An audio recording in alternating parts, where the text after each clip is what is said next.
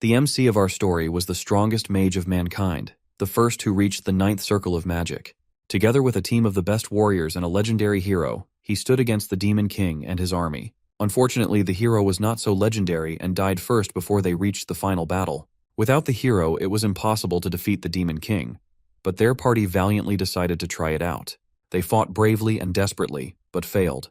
In the last seconds of his life, our mage managed to unlock the 10th circle of magic and use a risky, unique spell allowing him to regress. In the end, he succeeded, and even though the Demon King killed him, he went back 20 years. Can he become stronger to replace the loser hero and defeat the Demon King?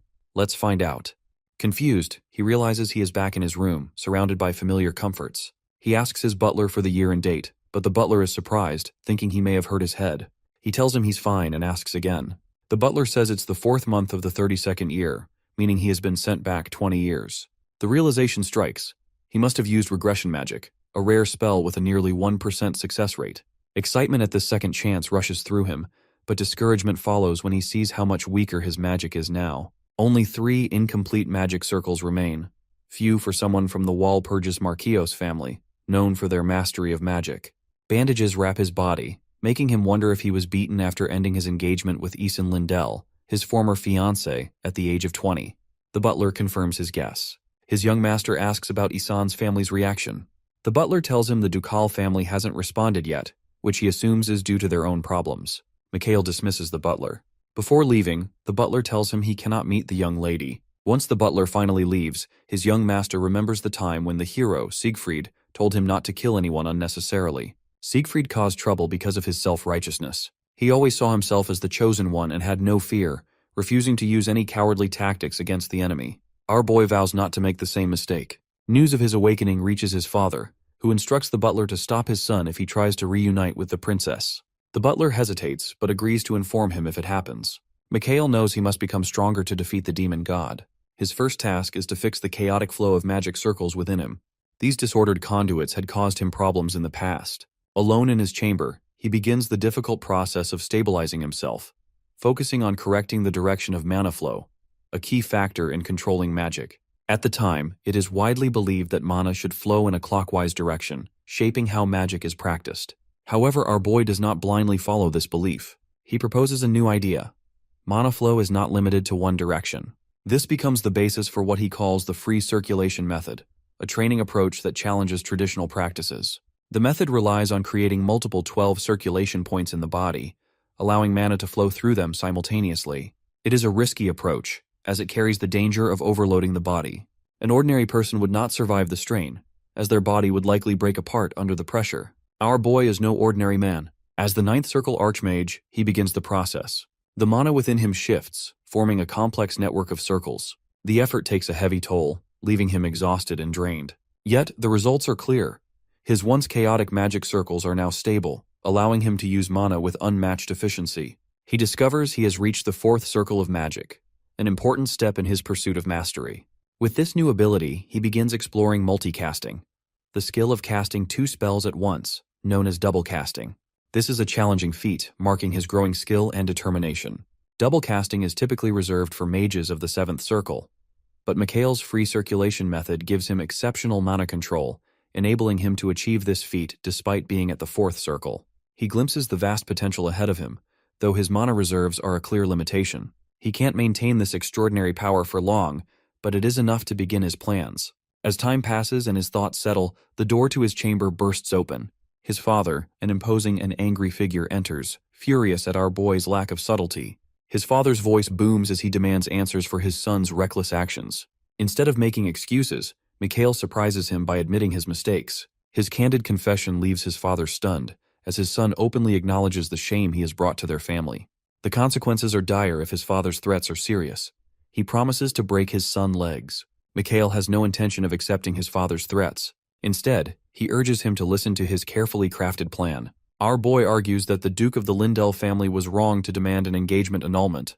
This perspective catches his father's attention, forcing him to acknowledge the validity of his point. The arrogance their family has shown in dealing with the Lindells is becoming a serious issue.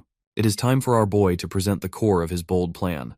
Mikhail begins by admitting his own shortcomings. He shares that his transformation occurred around the age of 23, before which he was weak and indecisive. His lack of conviction and physical fragility made him an unlikely suitor for the strong Lindell family. Their engagement, based on false assumptions, was doomed from the start. He recalls that she had expressed her dislike for unmanly men, a sentiment that still bothers him. He wonders if she had been misled by the same deception, or if her feelings were genuine. He then shifts the conversation to the terms of their engagement with the Lindell kingdom. The main condition had been that no external mana training could be done, preserving the purity of the bloodline. Our boy and his father both recognize the importance of having a successor, especially if they are to follow the paths of the knight or the mage, where bloodline is crucial. Our boy asks his father a hypothetical question to gauge his reaction. What if Island had broken their agreement? His father's shock is clear as Mikhail explains his theory. He believes she had secretly been training to be a knight even before their engagement. His father, stunned by this idea, asks if his son's claim is true. His son admits he has exaggerated, but he has a reason behind it. Mikhail fabricated the story to test his father's ability to detect lies. His father is impressed by his son's sharpness. Our boy then hints at his suspicions about an ancient magical tool since his father, an eighth circle, cannot detect her mana. Meanwhile, at the Lindell mansion, Island continues her intense training. Her father asks about Mikhail's actions after their confrontation, and she is sure her actions have gone unnoticed. Her father agrees. Both are doubtful that our boy will be her partner, as the influence of Marquis Walpurgisargis casts a shadow over their thoughts. The Marquis is aware of their secret, and complications will arise. Even though the Walpurgisargis family's fame is great, a hidden magical tool can still escape their notice. Island's powers are growing, and she is beginning to sense an aura, a sign of her exceptional talent, making her a questionable choice for a politically arranged marriage. Island asks her father about the engagement proposal from the Parslope country, curious about the arrival of Leon Parslope, the sword genius and the next sword saint. Island knows Leon would be a better choice. They are both informed of an arrival, but it is not Leon. It is the Walpurgisargis family. At the mansion, Mikhail approaches the Lindell residence, with his butler visibly worried about the upcoming confrontation. Our boy reassures him, determined and ready to face the Lindell family and the revelations ahead. The scene shifts back to our boy's chamber, where his father asks about the ancient magic tool. Mikhail confidently confirms its existence. He explains that his earlier behavior had been a deliberate tactic to gather evidence. The conversation turns to Island's knowledge of the magic tool, her involvement in its use, and her true intentions behind the engagement annulment. Our boy suggests that once the engagement is dissolved, they can come up with reasons to justify their actions. His father gives an ultimatum. If our boy is lying, the consequences will be severe. Mikhail will lose his title as successor and tarnish the Walpurgisargis family's prestigious name. Well, it goes without saying that Mikhail acpeated the ultimatum. As the story shifts to the upcoming encounter with the Lindell family, the butler remains anxious, while our boy remains resolute. He has a plan and is ready for whatever comes next. Island's father is shocked to hear about Mikhail Walpurgisargis' arrival. Mares decides to act quickly, instructing a soldier to deliver a message. He informs the soldier that he has plans for the day and cannot meet him at that moment. The soldier quickly goes to where our boy is. Mikhail, upon receiving the message, seems to understand the situation without showing any outward reaction. The soldier is relieved, thinking GE has accepted the message without objection. The butler, experienced in diplomacy and protocol, is still concerned about the true intentions behind his young master visit. Mikhail thinks about the plan that has been hinted at but not explained, trying to understand the purpose behind this mysterious meeting. However, he keeps his own intentions hidden, maintaining a confident and calm demeanor. He signals for the butler to follow him as they walk through the mansion's garden. The young master chooses a spot under an old tree and sits down. The soldier asks why he has decided to rest in the garden. Mikhail's answer is simple. He is waiting for the people he has come to meet. Our boy dismisses the idea that the wait might last for 2 days, suggesting instead that it is a matter of patience. The soldier understands the situation, especially with Count Parslope arriving soon. The soldier tells him he will escort him back, placing his hand on him to signal to move. Mikhail responds that even if the engagement is nullified, he was once the fiancé of the lady he served and is the rightful heir of the Walpurgis family. With a serious expression and blue mana glowing around him, he tells the soldier to move his hand. The soldier, intimidated, backs off. Our boy then asks if the soldier is someone important enough to lay a hand on a Walpurgis. The soldier immediately apologizes and can't believe how much our boy has changed in such a short time. Just days ago, Mikhail struggled to breathe in front of him, but now he is confident and commanding. Our boy tells the soldier that if he wants to force him out, he will give him a quicker way to do so. The soldier returns to Island's father and reports that he has ordered Island to come out immediately. Her father can't believe it and has a bad feeling about the situation.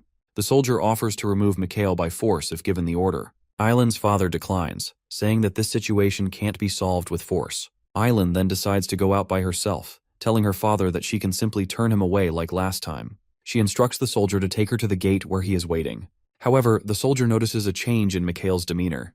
The soldier hesitates, but when Island asks if something is wrong, he assures her there is no problem and escorts her to the gate. Back at the manor, the butler asks our boy about his sudden actions. He explains that the timing is crucial, with Count Parslope's arrival scheduled for that day. The Parslope family is set to rise in rank, especially with Leon Parslope being seen as the next Sword Saint. Mikhail had known him before his regression, and believes it is important to meet him as soon as possible. Our boy has business to attend to, and the situation is urgent. The butler, noticing his young master behavior, speculates that he might have been training without Marchios's knowledge. Mikhail, puzzled by the question, asks the butler what he means. The butler mentions that he has noticed his young master's strength is greater than that of the third circle, despite him not being a mage, but just Marchios's aid. The butler believes Mikhail might have used forbidden methods to increase his rank. Our boy then extends his hand, inviting the butler to inspect it. To their surprise, the butler discovers that his young master has reached the fourth circle. Mikhail has achieved the fourth circle just 2 days ago, which surprises the butler. The butler checks his young master body for any signs of prohibited methods, but finds none. Our boy assures him that his progress is due to his innate talent. The butler, curious about how this happened, asks Mikhail to share the story. With a smile, he reveals that his father kicked him as part of the process. The butler struggles to believe our boy's unorthodox method, joking that if Mikhail endures 5 more kicks, he might reach the 9th circle. Despite this, the butler asks if his young master visit is due to anger after his ascension to the 4th circle. Our boy questions what the downfall of the Lindell family would mean, and the butler suggests it would cause great disorder. Mikhail stresses his commitment to preventing the ducal family from losing its importance as a pillar of the empire. He acknowledges that the fall of the Lindell family has worsened the empire's chaos, and he intends to take action. As they talk, Island approaches and asks if there is more to discuss, believing everything has already been addressed. Our boy insists on taking his time to talk and asks if there is a significant guest arriving. Island, surprised, can't respond, as Leon Parslope is not involved in her family's politics and focuses mainly on his sword skills. Mikhail senses that Leon's strong sense of justice will not accept the unilateral dissolution of the engagement, which had been based on certain premises. Island seems shocked as Mikhail hints that an unfair situation might have caused the engagement to end. He urges her to provide an official statement from the Lindell family. At that moment, the soldier enters, disapproving of our boy Walpurgis' behavior and pushing him against a tree, emphasizing that even as the heir of Walpurgis, such rudeness won't be tolerated. Our boy criticizes the soldier for his inappropriate conduct, pointing out that he lacks understanding of when to intervene. Island Lindell intervenes, instructing the soldier to release Mikhail and reminding him that it is the knight's duty to uphold the family's honor. The soldier complies, and our boy finds the situation unimportant. He suggests moving to a more suitable location for their conversation, as the current setting is not ideal. Island agrees and invites him inside, though the knight mentions her prior appointment. She dismisses the concern, saying they can address it later as the conversation won't take long. As our boy and his loyal butler, Murden, enter the grand Lindell mansion, a sense of nostalgia washes over him. Murden remarks that Mikhail's visits to the estate have been rare, a fact hard to ignore. Irritated, Mikhail brushes off the comment, hoping for a more agreeable response. With a touch of humor, he suggests that Murden could at least pretend to share his sentiment. The butler counters playfully, comparing his young master to an elderly man stuck in the past. Although the comment is meant in jest, it only deepens Mikhail's annoyance. Their light-hearted bickering fades as Murden shifts the conversation to the reason for their visit to the Lindell mansion. Despite arriving with the presence expected of a marquis, our boy has come alone, which Murden finds unusual. Unbothered, our boy responds with a laugh, stating that he sees no need for an entourage when his trusted butler is by his side. Their camaraderie shines as Mikhail jokes that Murden is his most reliable ally. Their walk through the mansion ends in a richly decorated living room. Our boy, eager to address the matter, acknowledges the value of Island Lindell's time. Despite the urgency, he expresses his wish to speak with her privately, instructing her knight to wait outside. Seated across from one another, Island, poised and composed, listens intently.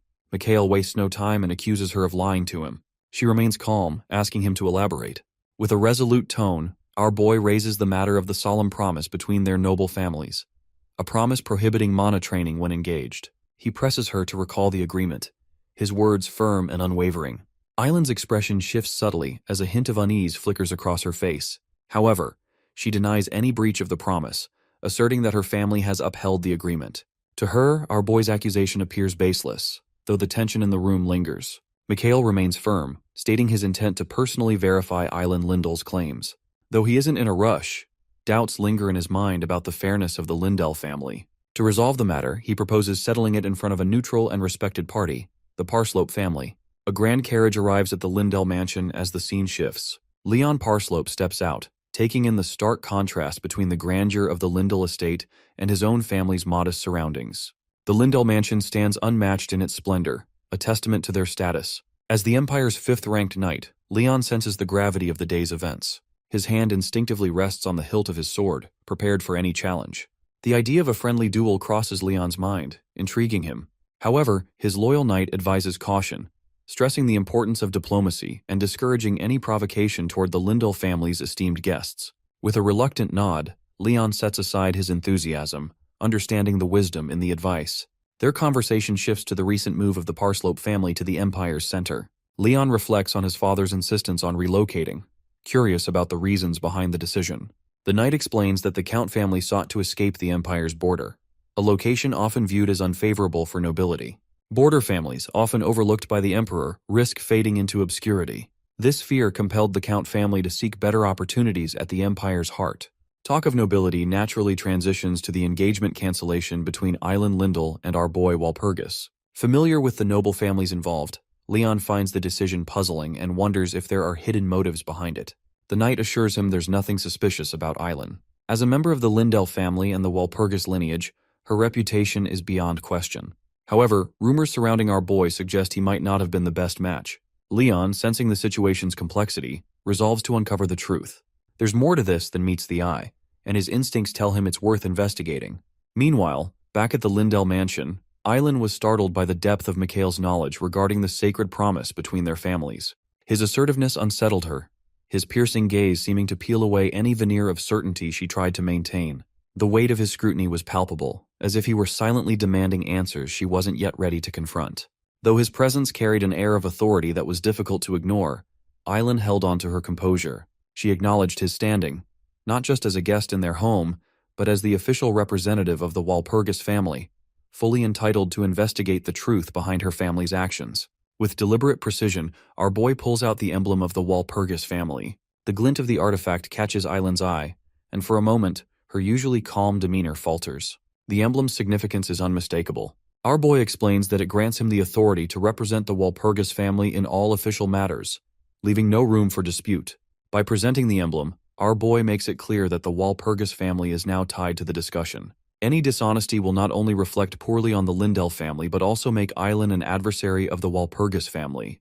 With a serious expression, he questions her hesitation, suggesting it raises doubts about her honesty. Understanding the seriousness of the situation, Island responds carefully. She highlights the gravity of his accusations and the potential consequences for both families. Uncertain about the next steps, she realizes she is at a difficult crossroads. The tension in the room grows as a commanding presence enters. Island's father, the Empire's fifth-ranked knight and one of the 12 swordmasters, strides in. A man who would one day lose everything to the demon god, he acknowledges Mikhail's identity and wonders if he has inherited the mythical dragon heart from his father. Our boy replies casually, stating he has never even seen the artifact.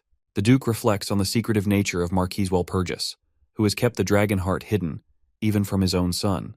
Their conversation reveals a sense of familiarity and respect, which our boy openly acknowledges. However, Mikhail doesn't let the discussion end there. With a slight smile, he presses the Duke for more details about the dissolution of the engagement, suggesting there is more to the story. The Duke states that the engagement ended purely because our boy was seen as unsuitable, nothing more. Our boy, unconvinced, directly accuses Island of secretly training her aura while still engaged to him. The Duke laughs at the accusation, dismissing it as absurd. He claims that, as the Empire's fifth strongest knight, he would have known if his daughter had been training in secret. Mikhail, however, does not back down. He implies that the Duke is aware of the truth but chooses to ignore it. He suggests Island may have unintentionally developed aura abilities, and that her father decided to prioritize her swordsmanship talent over her engagement. Despite these claims, the Duke continues to deny any knowledge of secret aura training.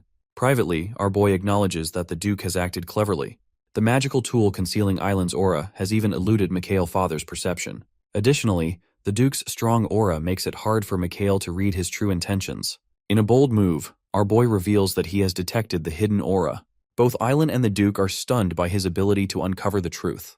The room grows tense as he challenges them to continue denying the facts. As he turns to leave, he mentions Leon Parslope's upcoming visit, hinting at a potential confrontation. The Duke, unwilling to let Mikhail leave, calls out to stop him. In a surprising turn, he proposes a truce, suggesting they consider the matter resolved. However, our boy, unimpressed, sees the Duke's words as more of his usual empty remarks. Our boy tells the Duke and Island that he is glad they have reached an agreement and says he will see them next time. Shocked, she can't believe Mikhail has noticed her magic device. She thinks he is bluffing, but now realizes he has truly figured it out. Worry sets in as she understands the Walpurgis family has discovered the flaw in the contract and might demand a higher price. Turning to her father for guidance, Island asks what they can do. He tells her to stay calm, admitting he underestimated our boy, thinking him inexperienced and naive. The Duke now finds him impressive and interesting. Island offers to take full responsibility for the issue, acknowledging her ignorance caused the problem. Her father, however, tells her that nothing will change, even if she takes responsibility. This is a matter between families, and he is the one who allowed it to happen. Reflecting, he admits that if he had noticed her aura awakening earlier, none of this would have occurred. No one, he muses, could have predicted that Island would awaken her aura on her own, without any training. Acknowledging her talent, he expresses his determination to protect it. The Duke explains that the Walpurgis family will demand a fair price because the chivalric code has been broken, but he believes they won't ask for anything unreasonable. Our boy, it seems, does not want their family to suffer. Island, still confused, listens as her father tells her that Mikhail isn't as foolish as she thinks. He advises her to watch and learn from him. Meanwhile, outside the mansion, a figure steps in our boy's path, Leon. Introducing himself, our boy finds Leon surprised by his presence. Leon asks why he is here, stating that he came to meet Princess Lindell. Mikhail admits to making some changes and causing trouble. Annoyed, Leon tells him he thinks too little of him. Our boy, unbothered, responds that he doesn't think that way. Leon, growing irritated, releases his aura. The intense pressure fills the air, and our boy notes how well-suited Leon is for the title of Sword Saint. Yet breaking through the aura with ease, Mikhail leaves Leon stunned. Amazed, Leon asks what just happened. Calmly, our boy tells him to listen before getting angry. Leon's expression shifts, and he questions if he is really Mikhail Walpurgis, the so-called famous idiot. With a smirk, our boy confirms it, adding that since it's not entirely a lie, he doesn't feel the need to deny it. The important thing is the present, as the demon invasion approaches. With a serious expression, our boy thinks he will never forgive the warrior who rose up before transcending. Leon, noticing his expression, prepares for a confrontation. Mikhail noticed Leon's face, twisted in anger, as if ready to lash out. There was a sense of fury radiating from him, and it wasn't hard to guess what was going on in his mind. Instead of responding with the same level of intensity, our boy remained composed and acknowledged the situation with a sense of calm determination. As the two stood there, the air between them shifted. Leon, initially fired up, gradually found himself settling down, his frustration giving way to a more measured response.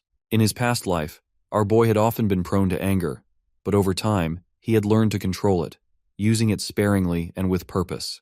This control, which he humorously referred to as his selective anger management disorder, allowed him to navigate moments like these without losing his cool. Explaining his reason for being there, Mikhail tells Leon he came to set up an engagement with Island, which should have proceeded unless something unexpected occurred.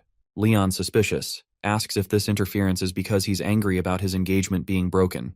Dismissing the idea, our boy replies that Island no longer matters to him. Instead, he points at Leon, declaring his interest lies elsewhere. A moment of silence follows as Leon steps away cautiously, reassuring him that he likes women. Confused, Leon then asks why he's interested in him. The answer is straightforward. Our boy wants Leon to become his ally. The scene shifts to the battlefield.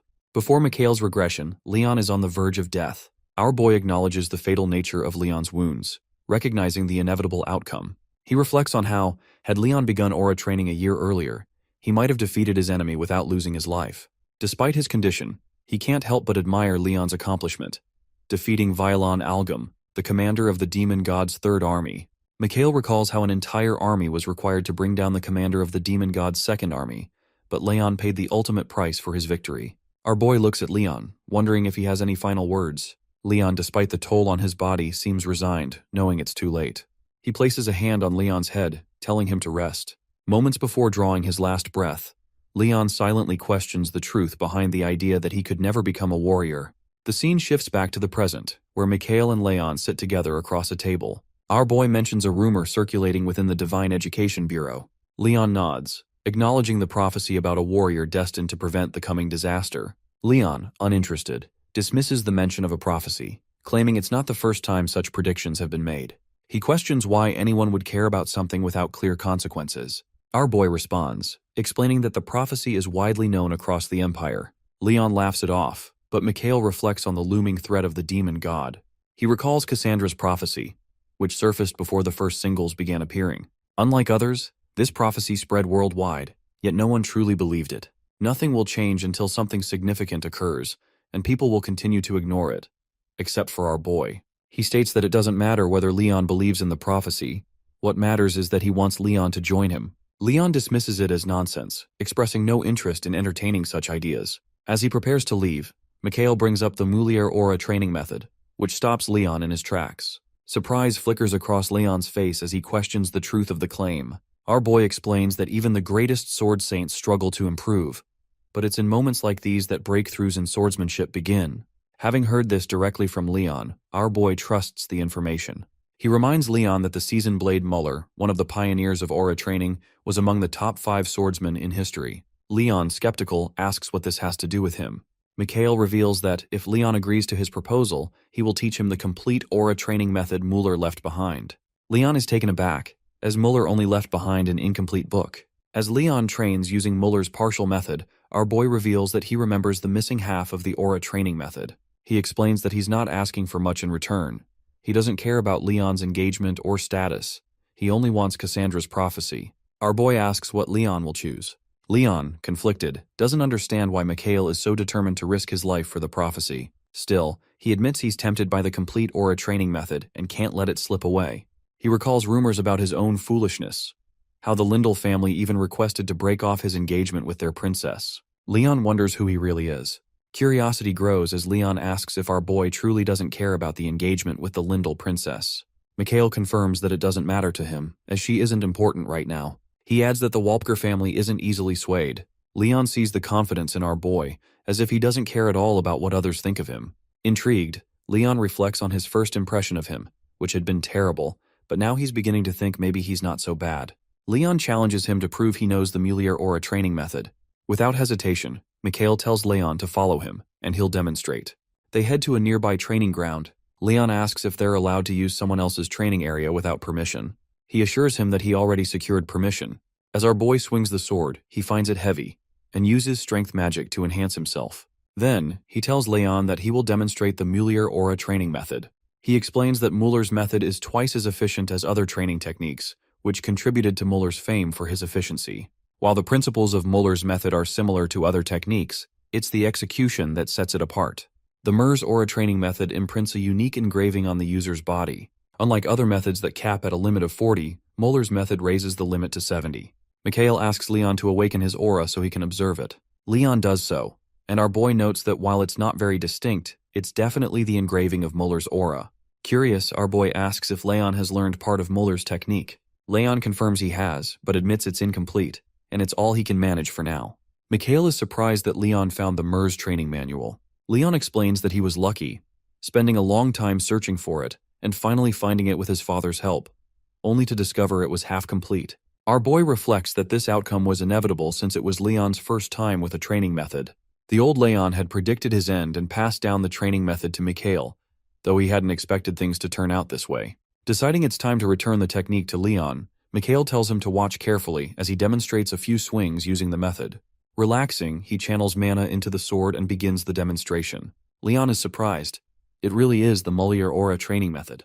Mikhail can maintain it for 30 seconds. Leon, confused, asks if Mikhail is a mage, which he admits. Leon asks our boy to teach him, and Mikhail agrees, but Leon must come to the Walpurgis family to learn. Our boy leaves, promising to teach him when he's ready. As our boy exits, he runs into the Duke, realizing the Duke had been watching him. The Duke apologizes to him and his family. The Duke tells Mikhail that he will leave the matter of compensation up to him, surprising our boy. Despite not knowing what our boy might ask for, the Duke remains calm. Mikhail finds the Duke's composure fitting for the head of a powerful family in the Empire. Apologizing for coming alone, our boy expresses hope that the proposal of marriage between the Lindell family and Leon Parslope goes well. The Duke, impressed, remarks that he seems more cunning than himself, revealing that the engagement is already over. The Duke guesses that the outcome aligns with what Mikhail wanted. Smiling, Mikhail explains that he only offered Leon another option. He believes Leon, being meticulous, must have thought the engagement was broken off because the Walpurgis family wasn't worthy. However, the Duke says he saw Leon today and suspects Leon now thinks Mikhail is different from the rumors. This could make Leon reconsider the reasons behind the broken engagement. The Duke then asks our boy if he believes the Lindell family will ever regain the trust of the Walpurgis family. Our boy tells the Duke that the Lindell family can regain trust if they show sincerity with open actions. The Duke chuckles, finding this amusing. He then asks the Duke what he thinks about finding a suitable teacher for Isun. The Duke, surprised, asks if Mikhail is implying that their family's swordsmanship doesn't suit her. He clarifies that's not what he means, but wonders if something else might be better for her. The Duke considers this for a moment and remarks that our boy really does have a cunning mind. Mikhail brushes it off as a misunderstanding. The scene shifts to the Walpurgis mansion. Mikhail's father is pleased to hear that his son exposed the Lindell family's plan. Jokingly, our boy tells his father that he's speaking heartlessly because his eyes don't show any warmth. He responds that he has no idea what his son is talking about. Mikhail remarks that such sharp wit must run in the Walpurgis bloodline. The news arrives that Duke Lindell has sent a message, saying he will visit them personally to apologize. This likely means the Duke will request them to keep the matter private, as it could severely damage the reputation of a family built on chivalry. The Walpurgis family has gained a lot from this situation, especially since he never liked the Lindell family. He asks what the Duke of Lindell said to our boy. He replies that the Duke didn't say much, except asking if the Lindell family could ever regain the trust of the Walpurgis family. He assured him it was possible if they showed true sincerity. Mikhail's father advises him to remain cautious, warning that it's not wise to display emotions openly. Our boy then says he has a request, given how well the situation has turned out. His father urges him to speak. Mikhail requests that he be allowed to handle the remainder of this situation, arguing that since he uncovered and resolved the issue, it's only fair that he finishes it as well. After considering it, Mikhail's father observes that his son has grown more confident and capable. However, he cautions that this is a delicate matter involving two powerful families, and there's a lot at stake. Our boy acknowledges the risk, but asserts that without his actions, no one would have discovered the Lindell family's plans. While it might seem a little selfish, he feels strongly about seeing this through to the end. Though agreeing, his father reminds him to be careful. The Duke of Lindell is a cunning man, known for his reputation as a symbol of chivalry, but also for his craftiness and ability to manipulate situations. Facing the Duke directly will be necessary to finish this job. Our boy replies confidently that he understands and is ready to handle it. His father agrees, saying it's something Mikhail would have to face eventually. His son assures him that he won't let him down, shaking his head with determination. As our boy leaves, his father calls out to praise his efforts, smiling as he reflects on how much Mikhail has changed. He thinks about how the once immature boy has grown so quickly, and wonders if fate has sped things up. Standing up, he decides to prepare for the upcoming negotiations with the Duke, even though he has entrusted the matter to our boy. He knows he can't sit idly and must support the family's position. Meanwhile, the challenges ahead are clear. The family's reputation as the strongest magic family could be destroyed due to inner conflict. Power struggles among the elders have already caused significant damage. During these disputes, he was used as a pawn, which contributed to the family's decline. The butler is asked if Viscount Nostro was involved in the days leading up to the engagement being called off. The butler confirms this, explaining that Viscount Nostro is a 7th Circle mage, a key vassal of the family, and someone who has supported the family since his youth. Although competent, Nostro's critical flaw is his ambition. He doesn't want to remain a vassal, but seeks to become the center of the family. The idea that Nostro might have manipulated events is dismissed, but it becomes clear that the Viscount cannot be ignored. The butler agrees, sharing that he feels the same way. A follow-up question is asked about why the butler holds this belief. The butler reveals that he was the one who taught the third magic circle, which explains why the bond of reliance was formed. Reflecting on the past, there's a realization that the third circle, once a symbol of joy, was unstable, likely due to Nostro's influence. The butler becomes angry, suspecting that Nostro may have deliberately taught an incomplete or flawed method. Embarrassment follows for having relied on Viscount Nostro in the past. However, cutting off potential threats is the only logical course of action for the family's future. Nostro's unchecked ambition, despite being a close friend who helped the family during difficult times, has ultimately contributed to its downfall. The decision is made to ensure history does not repeat itself. A firm instruction is given for the butler to bring Viscount Nostro to the room. Doubt is expressed, with the belief that Nostro won't come just because he's called. The reassurance follows that Nostro is likely expecting a summons and will come willingly. A few moments later, Viscount Nostro arrives, smiling confidently. He assumes that our boy is about to ask for guidance on magic circles. However, Mikhail surprises him with a proposal that leaves Nostro puzzled. Our boy challenges the Viscount to a duel, but with one condition: no magic circles. The memories of the past flood Mikhail's mind. He recalls the time before the family's ruin, when Nostro's unchecked power played a significant role in the destruction. The family was on the brink of collapse, barely surviving. Mikhail's father, once the greatest mage in the family, had been bedridden for a long time, and many high-level mages had abandoned the family, leaving them defenseless. The arrival of the demon god's disciples was the final blow. The last hope was Viscount Nostro, the only 8th Circle mage left. Everyone, including our boy, watched with bated breath, hoping Nostro would use his magic to defeat the disciples. Instead, Nostro surrendered, sealing the family's fate. In that moment, Mikhail swore that if he ever had the chance, he would make Nostro pay for his betrayal. Back in the present, Nostro is shocked by our boy's challenge. Mikhail, however, expresses doubt about Nostro's worthiness to teach him. Despite Nostro's help in forming Mikhail's 3rd magic circle, he coldly asserts that it wasn't enough. This response infuriates the Viscount. He angrily reminds him that he gave everything to teach him, but Mikhail remains unmoved. Our boy remains calm, explaining that he didn't say he didn't trust Nostro. He simply isn't sure. He presses Nostro to prove his worth, stating that for someone of his skill, defeating a mere 3-circle mage should be easy. Nostro asks how he should prove himself. Our boy proposes a bet. They will fight using magic but without relying on circles. If Mikhail loses, he will become Nostro's disciple and swear his loyalty on the Walpurgis family name. If he wins, Nostro will become his student. Intrigued, the Viscount agrees to the challenge. Later, in his room, Nostro reflects on the situation. He considers our boy foolish for proposing such a match. Fighting without circles might be a minor disadvantage, but the difference in their magic levels is immense. Nostro believes victory is inevitable. He dismisses Mikhail as a naive child, even though he hails from the prestigious Walpurgis bloodline. In Nostro's mind, this is his chance to rise in power. Defeating him will bring him closer to his ultimate goal, securing a position where not even the head of the family can challenge him. Becoming the master of both Mikhail and the Walpurgis family will be within his grasp. The scene shifts to Mikhail's room, where the butler has just heard about the match with the Viscount and is terrified at the idea of Mikhail fighting him. Mikhail tells the butler not to worry. The butler asks if his young master really agreed to let the Viscount teach him if he loses, pointing out that this would give the Viscount significant power. The young master assures him that he is aware of this. The butler, speechless, warns Mikhail that the Viscount is a wicked man and not someone he should follow as a master. Our boy reflects on the Viscount's cunning nature and asks the butler why the Viscount is still part of the family despite his actions. The butler explains that it's because the Viscount has been close to his young master father since their youth. Mikhail agrees, saying the Viscount was his father's comrade and friend. His father would never expel the Viscount because of the respect and love he still holds for him. However, our boy declares that he will personally deal with the Viscount through this match. He will ensure the Viscount can no longer act against the family. In the world of mages, a bet is a promise made through magic, and breaking it causes the person to lose the support of magic itself. This means that if our boy wins, he will gain the advantage in the fight. The butler thinks this is a good plan, but only if Mikhail can defeat the Viscount. He asks if his young master sure he can win. Our boy confidently assures him that he will win, stating that the Viscount could never defeat him. In the dimly lit room of the Lindell estate, Mikhail declares with certainty to the butler that the Viscount will not be able to defeat him. The butler, surprised, raises an eyebrow and asks how his young master is so sure. His young master's response is swift and confident, making it clear that he is certain of his victory. Mikhail reveals the condition for the upcoming duel. Viscount Nostro can only use circle magic up to the level that our boy himself can master. The butler, looking serious, frowns as he considers the implications. He questions his young master's decision to challenge a 7th circle mage like Count Nostro, while only having access to 4 circles of magic himself.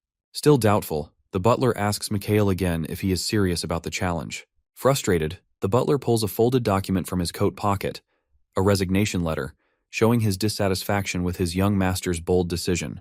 Our boy makes a bold move. With a quick motion, he uses fiery magic to burn the resignation letter to ashes, sending a clear message that the butler should trust his decision. Still doubtful, the butler questions him. How could a 4th circle mage like Mikhail hope to defeat a 7th circle mage like Count Nostro? Our boy, unfazed, challenges the butler's certainty, asking if he is sure Count Nostro truly has the power of 7 circles. The butler admits he isn't certain. His young master then assures him that he wouldn't have issued the challenge without believing there was a way to win. As he explains his suspicions about Count Nostro's mastery of the 7 circles, the butler grows more frustrated, and once again reaches for another resignation letter. Mikhail steps in firmly, telling the butler to reconsider and refusing to accept his resignation. Determined to keep him by his side, his young master calmly explains the details of his strategy. Advancing to higher circles of magic requires mastering the basics of the lower circles, our boy points out. However, Viscount Nostro has skipped this critical step. This shortcut has left the Viscount with an unstable grasp of 7th circle magic. Mikhail explains that while the Viscount can mimic the abilities of a 7th circle mage, it is not true mastery. It is a facade, lacking the depth needed for a real battle. In a true magical duel, spells created with deeper understanding and skill will overpower superficial ones. The young master concludes by emphasizing that an opponent with superior knowledge and control will always win. The scene shifts to his father's chamber, a place of authority in the Lindell estate. Our boy approaches his father, the head of the family, to inform him about his upcoming challenge against Viscount Nostro. It has only been a day since he pledged to take over the Lindell family business. His father reacts with anger, slamming his fist on the table and demanding an explanation. Confused and upset, he questions Mikhail's sudden change in priorities and even considers whether he might have to take drastic measures to make his son see reason. Unmoved by his father's confusion, his son locks eyes with him, expressing his seriousness without hesitation. His father, still grappling with the situation, tries to make sense of his son's sudden change in ambition. For a brief moment, our boy wonders if his father might have mistakenly believed that he intended to train under Viscount Nostro as part of the intense challenge he had undertaken. Mikhail reassures his father, firmly stating that he has no intention of losing the duel. He questions why anyone would enter a challenge expecting defeat, and confidently declares that Viscount Nostro will end up becoming his student. His father, still angry, asks where the duel will take place, intending to intervene and stop what he sees as a reckless decision. Our boy calmly assures him that no intervention is necessary. In an attempt to understand, his father questions how someone with the abilities of a 4th circle mage, like our boy, could possibly defeat a powerful 7th circle mage, such as Viscount Nostro. Mikhail's response is simple, yet confident. He would never have accepted the challenge if he didn't have full faith in his ability to succeed. The conversation then shifts to the consequences of defeat, and our boy reveals a startling outcome if he were to lose. Our boy revealed that if he lost the duel, he was prepared to become Viscount Nostro's student. This admission only served to infuriate his father even further, the tension surrounding the duel escalating. With an unwavering resolve, Mikhail made a surprising promise, offering a sacrifice that would shock anyone. If it could bring peace to their family, he would willingly offer up his legs to his father. Shocked by our boy's conviction, his father ultimately relents. As Mikhail leaves the chamber, a sense of closure washes over him. His father's reluctant approval has been secured. With everything in place, he is ready to face Viscount Nostra. Our boy reflects on the likely thoughts of Nostra, convinced that the Viscount sees himself as the inevitable victor, already planning how to use the Lindell family to his advantage. However, our boy has complete faith in his own abilities, drawing on the knowledge and skills gained from a past life that has sharpened his understanding of magic. Nostra is nothing more than the illusion of a 7th circle mage, and our boy is determined to expose the truth. The scene shifts to the Walpurgis magic practice room, a space designed to withstand spells up to the 6th circle. This room, marked by the Walpurgis family's emblem, is equipped with tools and barriers to manage the effects of powerful magic. Mikhail enters the chamber feeling a wave of nostalgia. It is a place where possibilities seem endless. To demonstrate his skill, he uses a spell called Magic Missile, a simple 1st circle spell. Its simplicity makes it a basic spell, but with experience and skill, even such a basic spell can be enhanced. In his demonstration, our boy modifies the spell, making the magic missile controllable rather than just a basic, targeted projectile. Our boy's enhancement of the magic missile elevates its complexity to that of a 5th circle spell, showcasing his advanced magical skill. After chanting the incantation, he releases the spell, causing a powerful and precise explosion in the room. His mastery of mana control, the ability to manipulate magical energy with precision, highlights his expertise. This skill distinguishes high circle mages from their lower circle counterparts. Briefly, Mikhail's thoughts drift to his past life.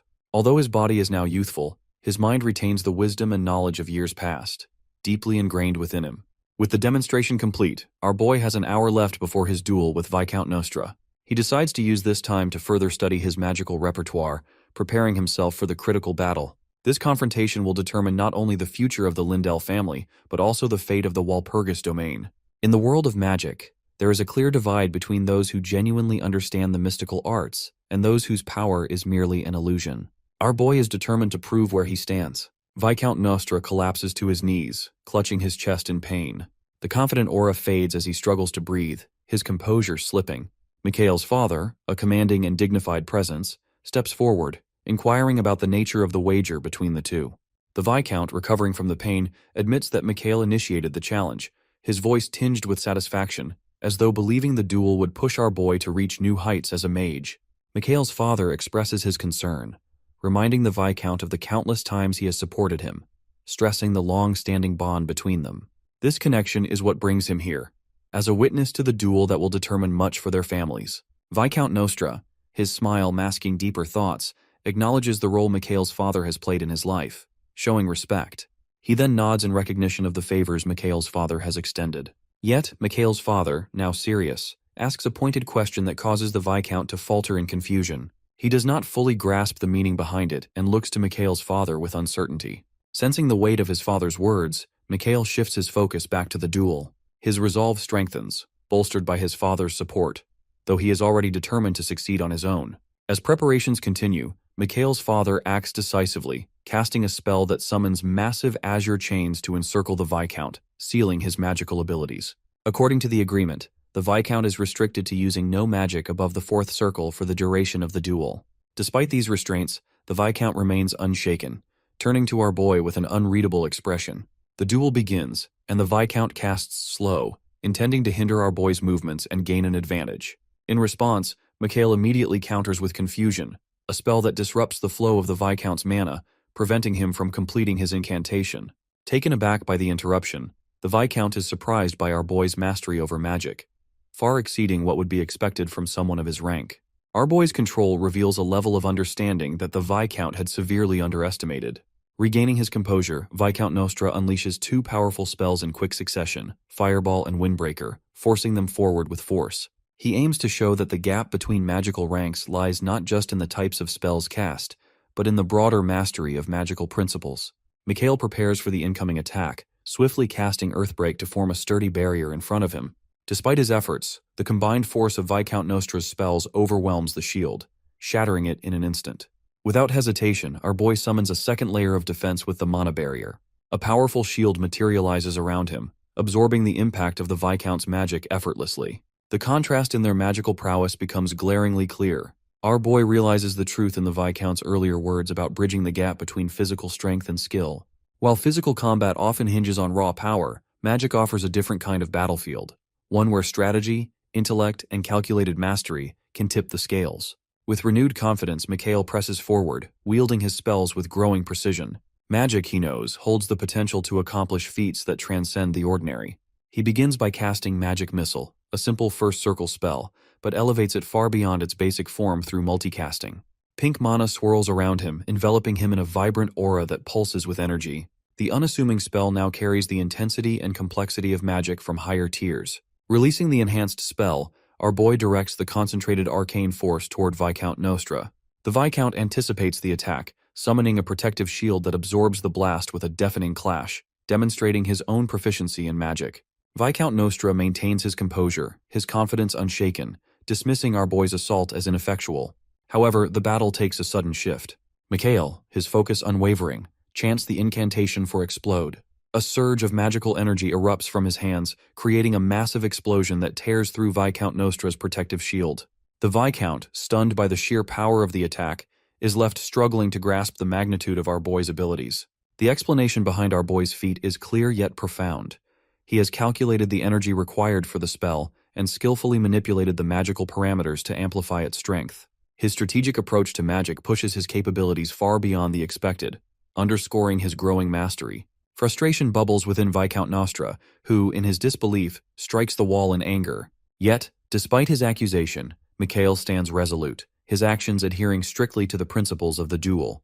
He makes it known that his methods remain legitimate, unwavering in his resolve. Realization strikes Viscount Nostra as he faces Mikhail's unyielding determination. Overcome with unease, he falls to his knees, his earlier deceit now laid bare.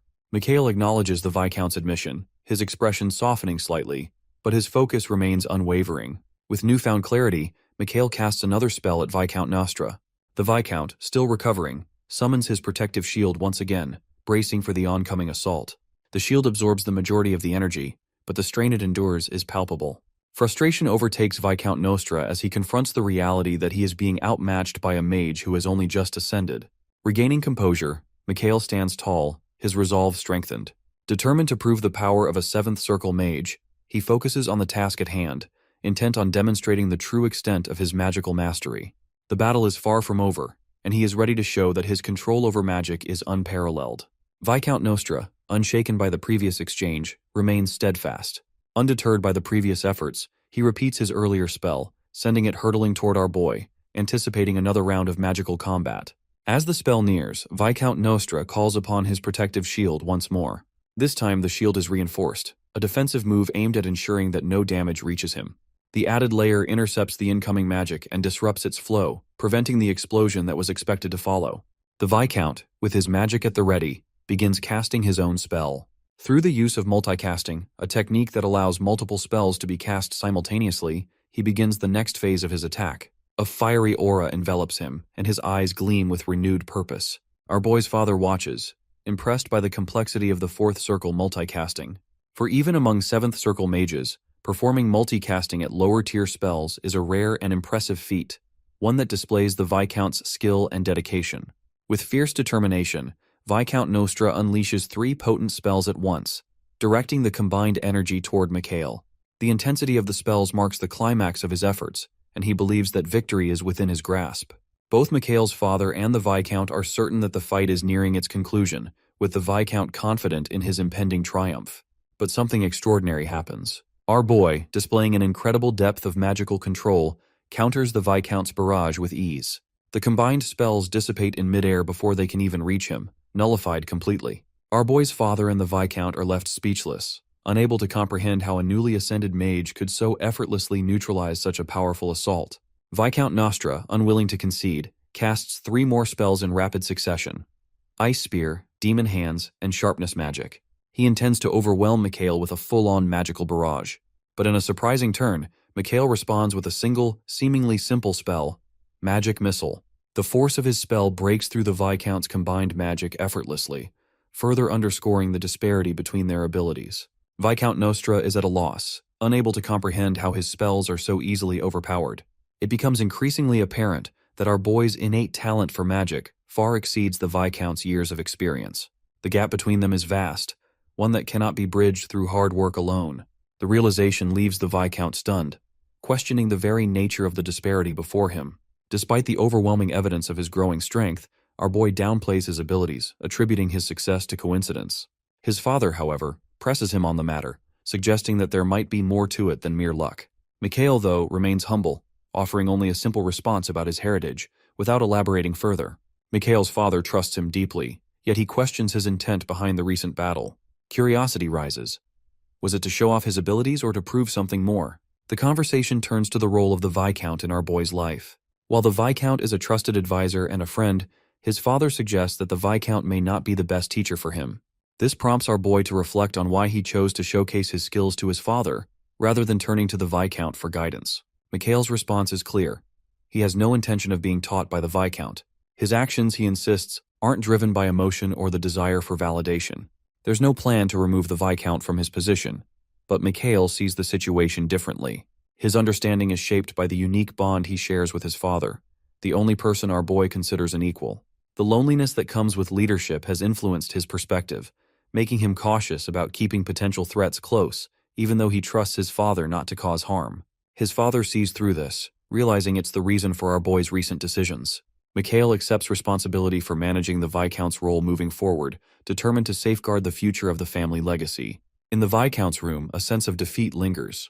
The realization that a young mage at the 4th level has bested him shakes him to his core. The presence of the Marist further complicates the situation, ensuring that there's no escaping the outcome. The Viscount grapples with the implications of his failure, questioning the path that led him here. Just as he begins to process this, Mikhail steps into the room, a move that takes the Viscount by surprise. The unexpected arrival raises questions. Why is our boy here? Our boy reminds the Viscount of the terms they agreed upon for their battle. The consequences of the duel were clear. The reward was to form a master-student relationship, yet the Viscount finds himself puzzled. How could Mikhail have known he would win? What was the true nature of the prize, beyond the obvious humiliation? The Viscount wonders if Mikhail has something more elaborate in mind, a deeper strategy at play. Perhaps this is part of a test. Our boy, however, shifts the conversation. His focus is not on personal gain, but on securing the family's future. The Viscount, recognizing our boy's determination, understands the gravity of the situation. He acknowledges that action is necessary, particularly given the events that have transpired. The Viscount sees Mikhail's resolve and agrees that it's time to act. He offers his full support, ready to assist in whatever manner Mikhail sees fit.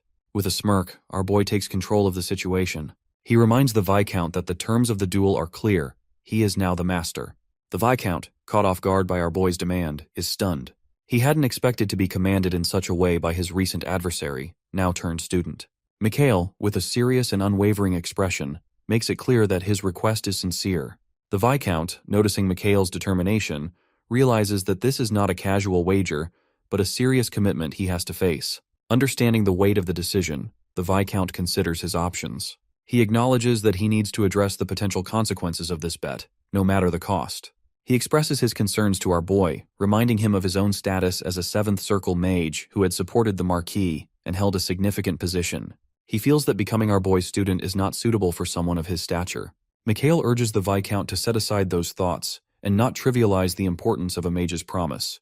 Mikhail emphasizes that a mage's promise is a binding commitment, with high stakes. Breaking such a promise could lead to the loss of magical circles and abilities. The Viscount, growing frustrated, points out that he has more magical circles and is older than our boy. He questions the idea of someone with his experience becoming a student. Our boy firmly states that the transformation is already happening, and that the Viscount's new role as a student is non-negotiable. They then go to the arena, where the Viscount publicly acknowledges Mikhail as his master. The Viscount understands that in his new role as a student, he needs to show commitment and follow the agreement. However, deep inside he is conflicted. He knows that failing in this role could result in the loss of his magical circles. Mikhail, now the Viscount's teacher, takes on the responsibility of imparting knowledge. He doesn't feel satisfied just defeating the Viscount immediately. He remembers his own experiences before he had transcended and knows there is more to achieve. Viscount, however, initially resists the idea of learning from our boy. He notices the instability in the Viscount's magical circles, which affects his ability to use magic properly. Our boy believes that with some pressure, the Viscount's emotional pain will reveal the instability in his circles. He causes the Viscount to experience physical pain, which leaves him writhing on the ground. Our boy realizes that to truly understand magic and develop one's circles, a proper link to the circles is needed. He explains that it is possible to create circles without transcending, a state called an apostle. With the Viscount's circles broken, Mikhail offers to teach him how to calm and restore them. The Viscount is surprised to learn that our boy knows about his circles. Viscount wonders if the Marquis has shared this information with our boy, and begins to suspect that the entire battle has been planned by the Marquis. Mikhail dismisses these thoughts and tells the Viscount to stop making baseless claims. He explains that the unusual signs in the Viscount's magic during the battle showed something was wrong. Additionally, the Viscount's physical symptoms, like clutching his heart, are typical of mages with unstable circles. Mikhail makes a grim prediction, stating that the Viscount will not survive in his current state. He explains that the only way to save the Viscount is to remove the ring mana causing the instability. Our boy offers to absorb the ring mana from the Viscount, which would cause the Viscount to lose 5 circles, but ultimately benefit both of them. The Viscount is shocked at the idea of losing his hard-earned circles, which he has worked tirelessly to achieve. Our boy argues that the Viscount's circles are causing more harm than good. Before his transcendence, the Viscount had been deteriorating, and his circles had led him down a dark path. Mikhail emphasizes that the Viscount's circles serve no practical purpose and are just for show. The Viscount had stacked his circles to impress the Marquis Walpurgis, a futile effort that has no real value. Even Marquis Lindell is aware of the Viscount's situation, but has chosen to ignore it. Realizing the uselessness of his previous actions, the Viscount accepts our boy's offer. He agrees to let our boy absorb his mana and remove the problematic ring mana. After absorbing the Viscount's mana, Mikhail reaches the 5th circle in his magical abilities. For Mikhail, reaching the 5th circle feels easy, but the Viscount feels discouraged after losing his circles. For our boy, absorbing the Viscount's mana is an urgent task and only the beginning of their efforts. Our boy knows that the challenges ahead are difficult. He thinks about the prophecy from Cassandra, which predicted the resurrection of the demon god in 7 years. Ignoring the prophecy would have serious consequences, leaving the world unprepared to face the demon god's power. Even in its incomplete form, the demon god is overwhelming, and no force can resist it. The Empire realizes this too late when the 7th-ranked knight, Steel Keelan, is defeated by the demon god. A great disaster is approaching. Efforts to gather heroes and allies have failed, and half of the empire is destroyed, leaving no time for a coordinated response. In a last-ditch effort to fight back, the temple summons warriors to form a subjugation squad called Argo. Mu is part of this squad. During this time, Cassandra, the Oracle, becomes the most important person. Despite her young age, she has foreseen the disaster and shared her prophecies, often at great personal cost. Cassandra's prophecies are true, but no one has listened to her warnings, even as she suffers physically. During Mikhail's early days, Cassandra's prophecies were disregarded because no one believed her. Mikhail thinks about the uselessness of ignored prophecies. He also wonders about Cassandra's fate, assuming she has met an unfortunate end, unless she has undergone transcendence, though he finds that unlikely. Our boy then focuses on his own plans.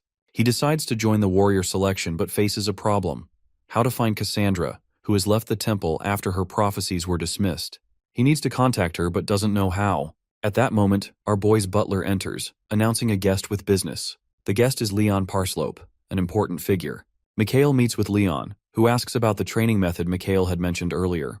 Our boy is surprised by Leon's early arrival, assuming Leon is busy with his own engagement. However, Leon clarifies that the training method is more important to him than the engagement. He reveals that he has never been enthusiastic about the engagement and urges our boy to expedite the training process.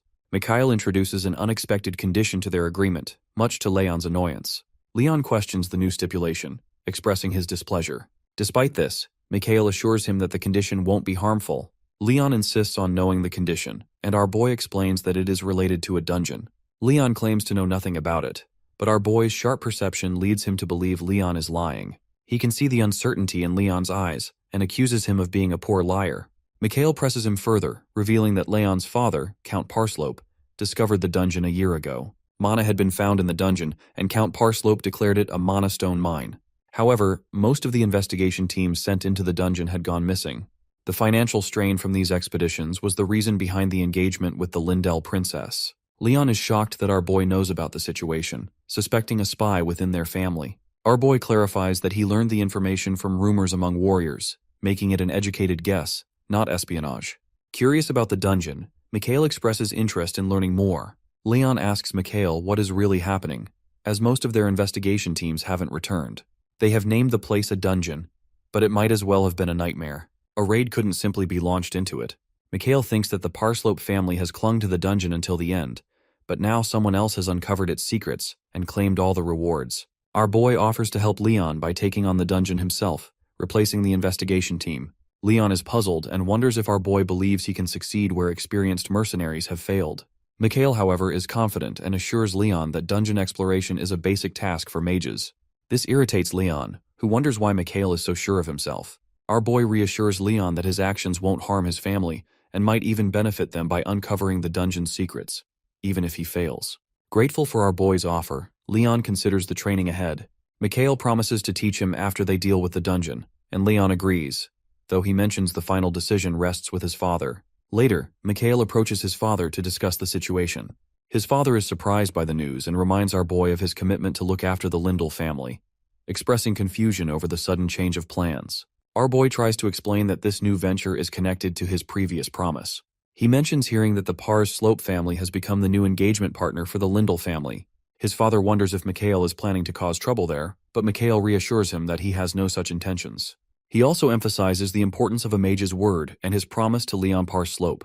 A lighthearted argument about whether a particular object is a bat or a staff briefly interrupts the conversation. Our boy tries to steer the discussion away from the argument and hints at another reason for his decision, but refuses to share the details. His father grows more agitated and asks if he can trust our boy. Mikhail grins and confirms that his father has always been able to trust him. As Mikhail reflects, he is troubled by his father's trust in him, considering his past regrets and attempts to escape his role. Since his father's passing, these thoughts remind him of why he gave up on pursuing a career as a warrior. His father wants to know if our boy is confident enough to handle the matters concerning the Lindell family. Our boy acknowledges the connection, but doesn't reveal any more details about his plans. His father eventually relents and tells him to do as he sees fit. Suddenly, Mikhail senses an external presence and asks his father if he has a guest. His father, however, can't see anything unusual. Mikhail, feeling a bit embarrassed, attributes it to his mistake and leaves the room. Unbeknownst to him, the anonymous presence in the room is the butler, who then speaks with our boy's father. The butler notes the significant changes in our boy's character, pointing out how he has become bolder and his magic has grown exceptionally strong without any involvement in witchcraft. He emphasizes that this is undoubtedly Mikhail's own talent, though he might have realized it later than others. The butler explains that this development isn't uncommon for those with the blood of the W Purges, given their history and connection to the W Purges family spirit.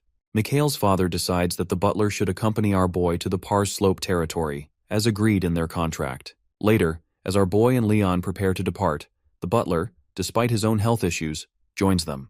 He explains that this is at the request of Mikhail's father, who is concerned about the potential trouble Mikhail might encounter. Our boy wonders about the butler's true intentions and whether there is more to him than appears. The butler joins them and they begin their journey to the Pars Slope territory. When their carriage arrives, Leon notices the heaviness in our boy's demeanor and, curious, asks about it. Mikhail, known for his understatement, responds by expressing surprise at the resilience of the Pars Slope family and their strong attachment to the harsh land. His thoughts shift to his father, who would have admired their tenacity. Mikhail sees that the allure of the place goes beyond appearances, touching the collective spirit of its citizens. Our boy reconsiders his initial impressions of the land and realizes its indomitable spirit, one that commands respect. His view shifts further as he sees the Helen Forest Road, a remarkable structure of minerals stretching like a ribbon of gemstones. This road isn't just a luxury, it's vital to the Pars Slope family's ingenuity and survival, an essential part of the land's character. He shares his thoughts with Leon, explaining that external appearances are meaningless in the grand scheme. True value, he believes, lies in the satisfaction and contentment of the people living on the land. Our boy encourages Leon to take pride in his role as a landowner and to honor his father's legacy, which deserves respect and admiration. Their journey, now filled with newfound insights, eventually leads them to a long-awaited reunion. Leon finally meets his father, Count Pars Slope, who immediately asks about his traveling companion.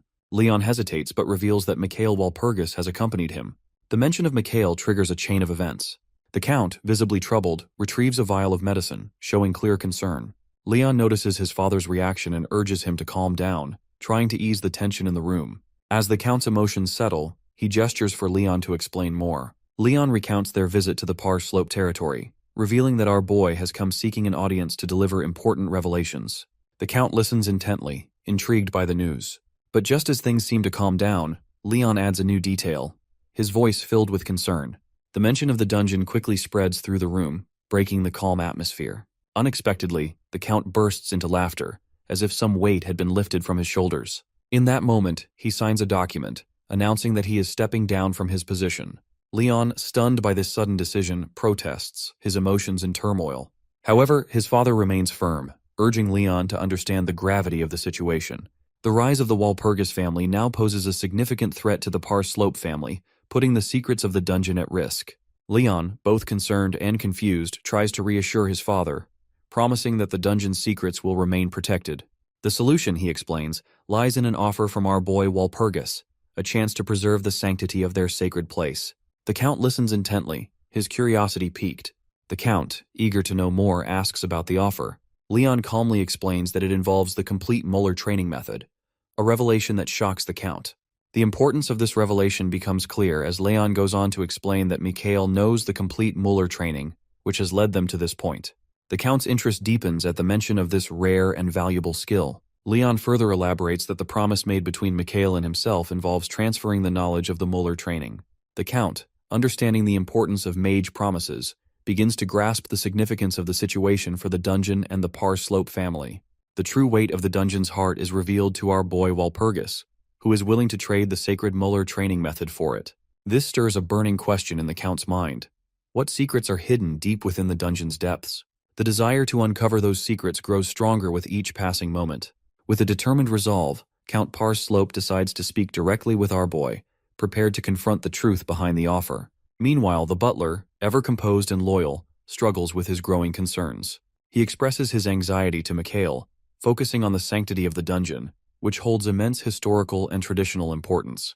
Doubts arise as he wonders whether Mikhail truly understands the significance of the dungeon, and if he too has the right to claim ownership of it. Our boy remains calm and composed, his expression neutral. He points out a key aspect the butler has overlooked. As a keeper of knowledge, our boy is well aware of the Pars Slope family's reliance on the molar training method. This knowledge makes the trade's significance clearer. The dungeon is not merely a treasure trove but a source of frustration, having been plagued by past failures and attacks. thus changing the nature of the negotiations. Confident in his position, Mikhail believes the deal will work. He reassures the butler, explaining that once he speaks with Count Par's Slope, everything will become clear. Despite this, doubt still lingers in the butler's mind. He fears that even with Mikhail's status, Count Par's Slope will never allow access to the dungeon. Our boy's confidence remains unshaken. He assures the butler that Count Par's Slope will be persuaded in a moment. The butler, both amazed and skeptical, falls silent when the Count enters the room. Count Par's Slope's presence is commanding, and he carries the weight of responsibility. Our boy smiles knowingly, sensing that the situation is about to take a turn. The Count sits down, his gaze fixed on Mikhail. Having been informed by Leon about Mikhail's interest in the dungeon, the Count meets his gaze with curiosity. Our boy explains that a mage's thirst for the unknown makes the dungeon the perfect place to explore. The Count leans in, eager to hear more. Realization dawns on the Count that our boy holds the key to a deeper truth, one tied to the value of the Muller training method. He wonders if Leon's passion for the training will match his own. Beneath Mikhail's calm exterior, the Count senses a growing understanding. The Muller training method is only part of a larger picture, and the conversation will not be as straightforward as it first seemed. Thinking strategically, Mikhail shifts the conversation. He asks whether the Par Slope family possesses the power to access the dungeon on their own, or if outside help will be needed. The Count, never one to boast, admits honestly that the family lacks the resources to raid the dungeon. Our boy hints at a more radical idea, suggesting an unexpected turn in the negotiations. An alliance, Mikhail proposes, sparking the Count's curiosity. Leaning forward, the Count asks if he intends to work with him, not as a member of the Walpurgis family, but as an individual. Mikhail confirms with a nod, explaining that they won't need a full team, just a select few. The Count asks how long our boy will need access to the dungeon. With a confident expression, Mikhail proposes just 1 day. Surprised by the short time frame, the Count asks what will happen if Mikhail fails. His response is simple. If he fails, the Count will receive the Muller training method. If he succeeds, he will claim half of the dungeon's treasure. United by their shared goal, the trio stands at the dungeon's entrance, ready to begin. The weight of their mission presses down on them as the unknown looms ahead. Leon, shocked, questions our boy's plan, wondering if it is really just the three of them who will enter the dungeon. The magnitude of the task unsettles him, but Mikhail's response is unwavering.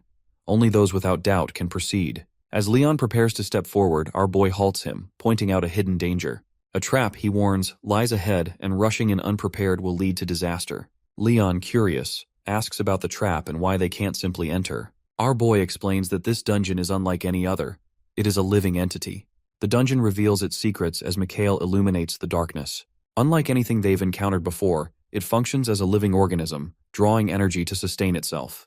Entering unprepared would be like offering oneself as food, a fate met by past mercenaries. But Mikhail is ready. With the knowledge to handle the dungeon, he explains that by feeding it mana and using his special spell, they can break through its defenses. As he chants, strange sounds rise from within the dungeon, a mix of whispers and echoes from the past. Our boy urges the group to prepare as the entrance opens, revealing both treasures and dangers. A brilliant flash of light illuminates the dungeon's mouth, and Mikhail, familiar with the extraordinary, recognizes the significance of the moment. This is the first grave of the Asir, and the dungeon holds a relic of divine origin. Mikhail has encountered the relic before, alongside legendary comrades. Its mystery deepens with a prophecy from a saintly figure they met. She described the relic as a storm, growing stronger based on its possessor's talent. The first keeper of the relic, Siegfried, the infamous warrior, wasted its potential within a week. The relic was then placed in the Aesir's grave, marking the beginning of a long story. Determined not to repeat the past's mistakes, Mikhail aims to claim the relic, unlock its potential, and protect it. The trio moves deeper into the dungeon. Time freezes, the moment when the dungeon was first created. What they are witnessing is the result of a god-level skill. Our boy confirms the importance of their discovery, noting that crafting such a dungeon is no small feat. A shift in the air alerts our boy to something ahead. He quickly warns Leon as an army of goblins appears, ready for battle. Leon, sensing the urgency, suggests retreating and forming a plan. Mikhail, remaining calm, explains that victory isn't just about numbers. A direct attack, he says, will lead to unnecessary bloodshed. This, he reassures, is just the first gate of the dungeon. This is not a dungeon but a grave, and the grave was meant to be cleared by one man. With practiced instinct, Mikhail withdraws a dagger and begins etching intricate marks on the dungeon's walls. Leon, curious about his actions, watches as crystal residue falls to the ground and asks what he is doing. Our boy explains simply that he is scraping off the crystalline layers covering the etched letters. Leon, still puzzled, asks why. Our boy, holding the crystal remnants, reveals a key insight about goblins. They are drawn to these crystal shards, hoarding them with a greedy instinct. Continuing, Mage explains that the crystals are valuable not just for their physical form, but because of their hallucinogenic properties. By hiding the shards under a layer of magic and dispersing them, they can use this to their advantage. Using the crystal fragments, Mage sparks an explosion of greed among the goblins. Driven by their desire for the shards, the goblins turn on each other in violent chaos. He tosses the shards into the air, letting them spread toward the approaching horde. As the shards glisten, they create a burst of light, and when it fades, the goblins are in disarray, fighting each other in a chaotic scramble. With the first gate cleared, our boy notices something in the chaos, a magical artifact pulsing with power. His curiosity piqued, he bends down to retrieve the item. The goblins had unknowingly guarded a valuable treasure. Our boy examines the object in his hand and realizes it is a subspace pouch of the highest grade, a rare and powerful artifact. This discovery triggers memories from his previous life when he raided this dungeon but missed this important item. Frustration grows as he remembers the stupid warrior had killed the goblin and destroyed the pouch. Shouting in frustration, Mage vents his anger. Leon, noticing his strange behavior, turns to the butler for an explanation.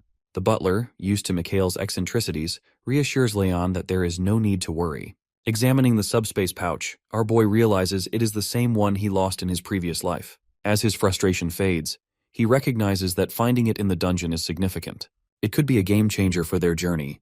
He asks Leon to hand over the pouch, and as he studies it closely, he discovers an inscription on the back. The words read, "Lay down the greatest greed." Driven by curiosity, the trio tries to understand the meaning of the message.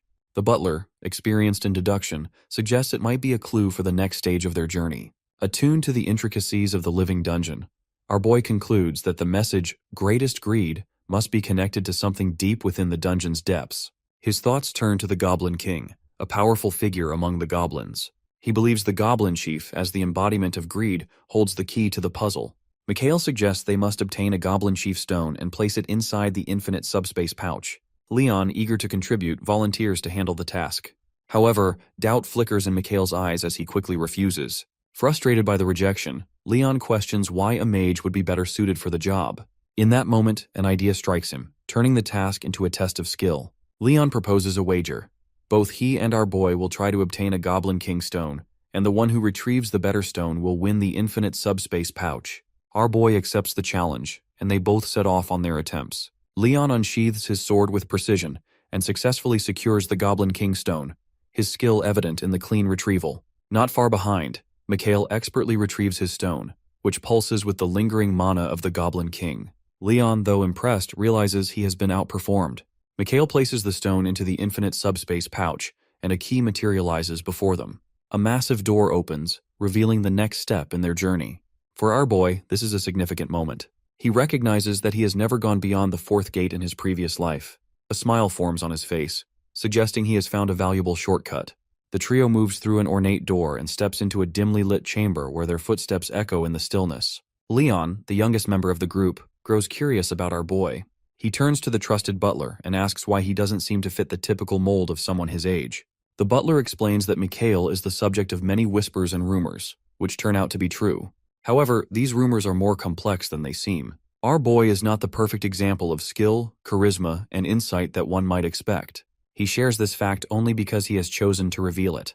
Leon finds this odd, as most people tend to hide the less flattering parts of their past. But our boy has chosen to accept and integrate them. Standing before the fourth gate, our boy speaks about feeling as though they have skipped over certain events to reach this point. The gate is important, yet it holds a mystery for him, as he has never reached it in his previous life. The gate is different from any other challenge Mage has faced. Ancient hieroglyphs cover its surface, and he begins to decipher the message. The inscription is cryptic, urging them to enter without overthinking. Deciding to move forward without overthinking, Mage begins to approach.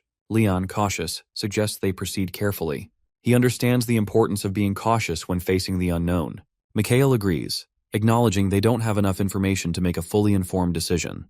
To prepare, Mage casts a protective spell on Leon and the butler, ensuring they are shielded from potential harm. With these precautions in place, our boy opens the door. Inside, the room is completely dark. Even his light magic can't fully dispel the darkness, and the room's size and boundaries are hidden in the blackness. Unease grips Mage, his primary concern being Leon's safety. Determined to resolve the situation for his young friend, he moves forward, spotting a figure ahead, armored and with its head lowered. The illusion becomes clear. It's not the real Leon. Our boy assesses it, impressed by its quality, yet he directly asks where the real Leon is. The illusion of Leon attempts to engage, asking why our boy is in such a hurry and suggesting they sit down to reminisce. Focused on the mission, Mikhail declines, sensing the illusion's attempt to distract him. The illusion escalates, attempting to manipulate him with a vivid memory that paints him as a coward who had abandoned others in the past. Mikhail stands firm, lowering his rating of the illusion. With calm precision, he summons his magic, dispelling the illusion of Leon, which crumbles into ashes. The oppressive power vanishes, leaving the room in an eerie silence. The butler breaks the silence, noticing strange crystals scattered around. His young master identifies them as mana crystals, explaining their value. The butler, his gaze shifting, notices Leon's distress. Confusion and despair cloud Leon's features. Our boy moves swiftly to his side, and the butler, concerned, asks what their next move will be. Mikhail's response is simple. He will snap Leon out of it. Trapped in his own memories, Leon is overwhelmed by the expectations placed on him by his father and the loyal servants. These illusions cloud his mind, making him forget their mission. Dark magic dims his once bright eyes. In Leon's mind, a plan begins to form. If Mikhail were to fall here, Leon's family would take control of the dungeon. But his main goal is to restore his family's honor, even if it means sacrificing his comrades. With his sword drawn, Leon prepares to confront our boy. A magic missile is fired, striking Leon with several arrows. Shocked by the attack, Leon realizes he's no match for our boy, especially since Mikhail knows everything about Leon's mana training. Leon believed death was inevitable as despair consumed him. But then something shifted. His eyes, once clouded by darkness, slowly returned to their normal color. A sense of clarity washed over him, signaling that something had changed. Our boy exhaled, feeling a sense of relief, and recognized that it was time to move on. Though still uneasy, Leon knows our boy is strong, and they must continue. As they descend deeper into the dungeon, the environment becomes more oppressive. The forest they pass through shifts into thick fog, disorienting them. Our boy, relying on his sharp instincts, realizes the fog isn't natural but intentionally created within the dungeon. The fog is now so dense that he can't see Leon or the butler. Confidently, Mikhail moves forward, relying on his instincts. As he ventures deeper into the dungeon, he eventually reaches the end of their journey and encounters a green-haired girl seated at a table, her expression enigmatic and smile cryptic. The girl greets him with an understated yet profound presence, offering no further explanation for her being there. Mikhail, unfazed, proceeds to inquire about her role within the dungeon, seeking to understand her purpose and authority in the situation. With a gentle smile, the girl's emerald eyes shimmer with an unsettling knowledge, revealing her awareness of the situation. She doesn't seem surprised by his approach, and Mikhail, sensing an opportunity, responds with a calm confidence that borders on audacity. His words reflect his belief that he's encountered similar situations before, and he's not fazed by what lies ahead. She dismisses the question with a wave of her hand, her smile shifting slightly, as though the nature of her authority is irrelevant. Before she can explain further, Mikhail interrupts, identifying her as Set, the guardian of storm, and linking her to the first shard of the god Asura. His declaration is met with surprise, and the girl reacts, her eyes wide in astonishment at his knowledge. Mikhail, unwavering, maintains that his actions and achievements have already proven his worth. He expects to receive the reward that is rightfully his. The girl, still puzzled by his certainty, asks how he came by this knowledge, but he responds cryptically, implying that this is not his first encounter with such a situation. Accepting his words, the girl's demeanor shifts, and she acknowledges that she has a duty to give the holy item to the one who is qualified. With a wave of her hand, a magic circle materializes before her, casting a brilliant green light. From it, a necklace forms, glowing with a vibrant aura. She explains that the item is a holy artifact, imbued with her powers, capable of transforming into a shield or a spear as needed for protection. She has never named it, but refers to it as Set Storm. As he takes the necklace, our boy feels an immediate sense of curiosity and anticipation. Holding the item in his hands, he senses something distinct about it, something different from what he had encountered in a previous life. The spirit notices his hesitation and reassures him of the necklace's authenticity. She assures him that she would never offer a counterfeit item to someone who has passed the fourth gate. Slowly, his confusion clears, and he realizes that if this item is indeed genuine, then the one he obtained in his previous life must have been a deceptive version, one that cost countless lives for a mere imitation. Finally, our boy, seeking clarity, asks if there is a way to acquire such a holy item if they were still at the third gate. The spirit responds firmly, explaining that there is no way to obtain the holy item at the third gate. It is a puzzle that requires thought, and without passing the third gate, one isn't worthy of the item. A nod follows as the necklace is placed around his neck. The The pendant glows brightly and then shatters, enveloping him in a green aura. The spirit elaborates that the pendant is a complex barrier, designed to protect both body and soul. It can shield against an attack once a day, with its effectiveness increasing as strength grows. Though somewhat disappointed by its limits, appreciation for the protection provided remains. As the spirit's form begins to fade, a realization sets in. The time freeze spell is wearing off. He glances at the girl and, with curiosity, inquires if she would stay if she had the choice. The spirit, now almost translucent, gives a wistful smile. She explains that repairing the ancient magic barrier requires knowledge greater than that of a ninth circle mage, which is practically impossible. Still, there is a desire to see how the outside world has changed. Understanding the significance of her words, action is taken. Moving toward a wall marked with green lines and circles, a spherical object sits before it. Recognizing its role in the dungeon's operation, a decision is made to help the spirit. By manipulating the sphere, an enhanced time freeze spell is cast. A brilliant green light radiates from her form, and mana crystals begin to form, establishing a connection to the dungeon's inner workings. As the process continues, her ethereal essence begins to fade, her form shrinking. Something remarkable has been accomplished. The spirit, now smaller and bewildered by the change, becomes frustrated as she notices her diminished state. Recoil follows, her offense taken at the comment about finding her cute. She reminds him that she is one of the great apostles who served an old god. A quick apology is offered, explaining that her reduced size was necessary to prolong the time freeze spell. The outcome, he assures her, is favorable. Still struggling to understand what happened, the spirit questions his identity, amazed by his ability to perform a time freeze spell. With confidence, he claims that he isn't a ninth circle mage, but a genius with overwhelming talent. Her skepticism remains, and his answer only deepens the mystery surrounding him. As they travel in carriages, a large collection of mana crystals is carried by Mel and his companions. The soldier accompanying them stares at the radiant gems, marveling at their immense value and extraordinary quantity. The immense value of the mana crystals proves to be a game-changer for Count Parslope's coffers. He is impressed by Mel's accomplishment, admitting that he hadn't expected such a quick return without much trouble. With a confident reply, Mel explains that he never proposes anything he can't accomplish. Count Parslope jolts with realization. Mikhail, from the renowned Walpurgis family, has proven his skills time and again. The Walpurgis family's reputation for excellence momentarily slips his mind. As Mikhail reminds him of their agreement, the Count feels a tinge of regret, wishing he had negotiated for a better deal. However, it becomes clear that the Count's concession is likely an act. The pressure to conquer the dungeon has been mounting, and the Count has invested significant resources without any returns. Despite this, a powerful ally now stands with him, and the relief of their success overshadows his concerns. The Count reminds our boy of the promise to provide the Mulier training method, stressing its importance for learning at an early age. Always ready to fulfill his commitments, our boy suggests they begin the training that day. 4 days later, outside the mansion, soldiers whisper excitedly about the arrival of a new knight, a mysterious figure who has come specifically to train Leon. Rumors spread that this is no ordinary knight, but a mage of great skill. The scene shifts to the training grounds within Parslope's palace, where Leon trains hard under Mikhail's watchful eye. As Leon spars with intensity, Spirit Set asks Mikhail about his unconventional training methods, curious about why he trains Leon this way. Our boy responds thoughtfully, suggesting he might be too lenient. Spirit Set, surprised by his statement, jokes about the meaning of the word gentle, though her comment shows an appreciation for our boy's unorthodox approach. Mikhail explains that by incorporating the natural flow of mana, the training can be more effective. The focus is on making Leon more aware of mana. Mikhail believes knights do not need precise mana control, and this method is fitting for Leon's training. During the exercises, Leon struggles and cries out in pain, but Mikhail responds with congratulations instead of sympathy. Leon, confused about the nature of the training, receives an explanation from Mikhail that he learned this method from a highly qualified individual. Expecting the training to wear our boy down, Leon is unaware that our boy has a different goal in mind. Mikhail grows irritated with Leon's assumption and tells him to focus on channeling mana as instructed.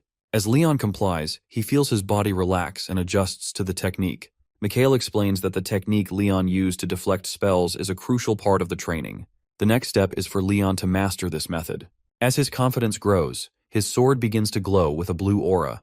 Recognizing that Leon is making rapid progress and nearing the final stage of the Muller's training method, our boy understands the importance of patience. After the training session, our boy retreats to a secluded area, ensuring there are no onlookers. Spirit Set, sensing something personal, questions why he needs solitude, but our boy assures her she can stay, explaining that he has his reasons. Our boy decides to test the full capabilities of the storm pendant. Activating it, a large green aura surrounds him.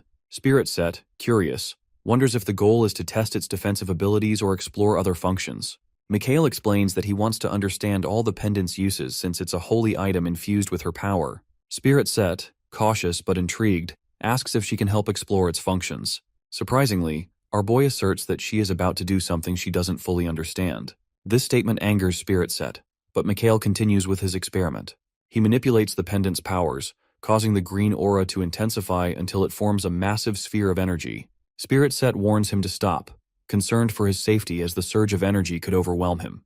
However, our boy maintains precise control over the mana and the storm pendant, proving her concerns unnecessary.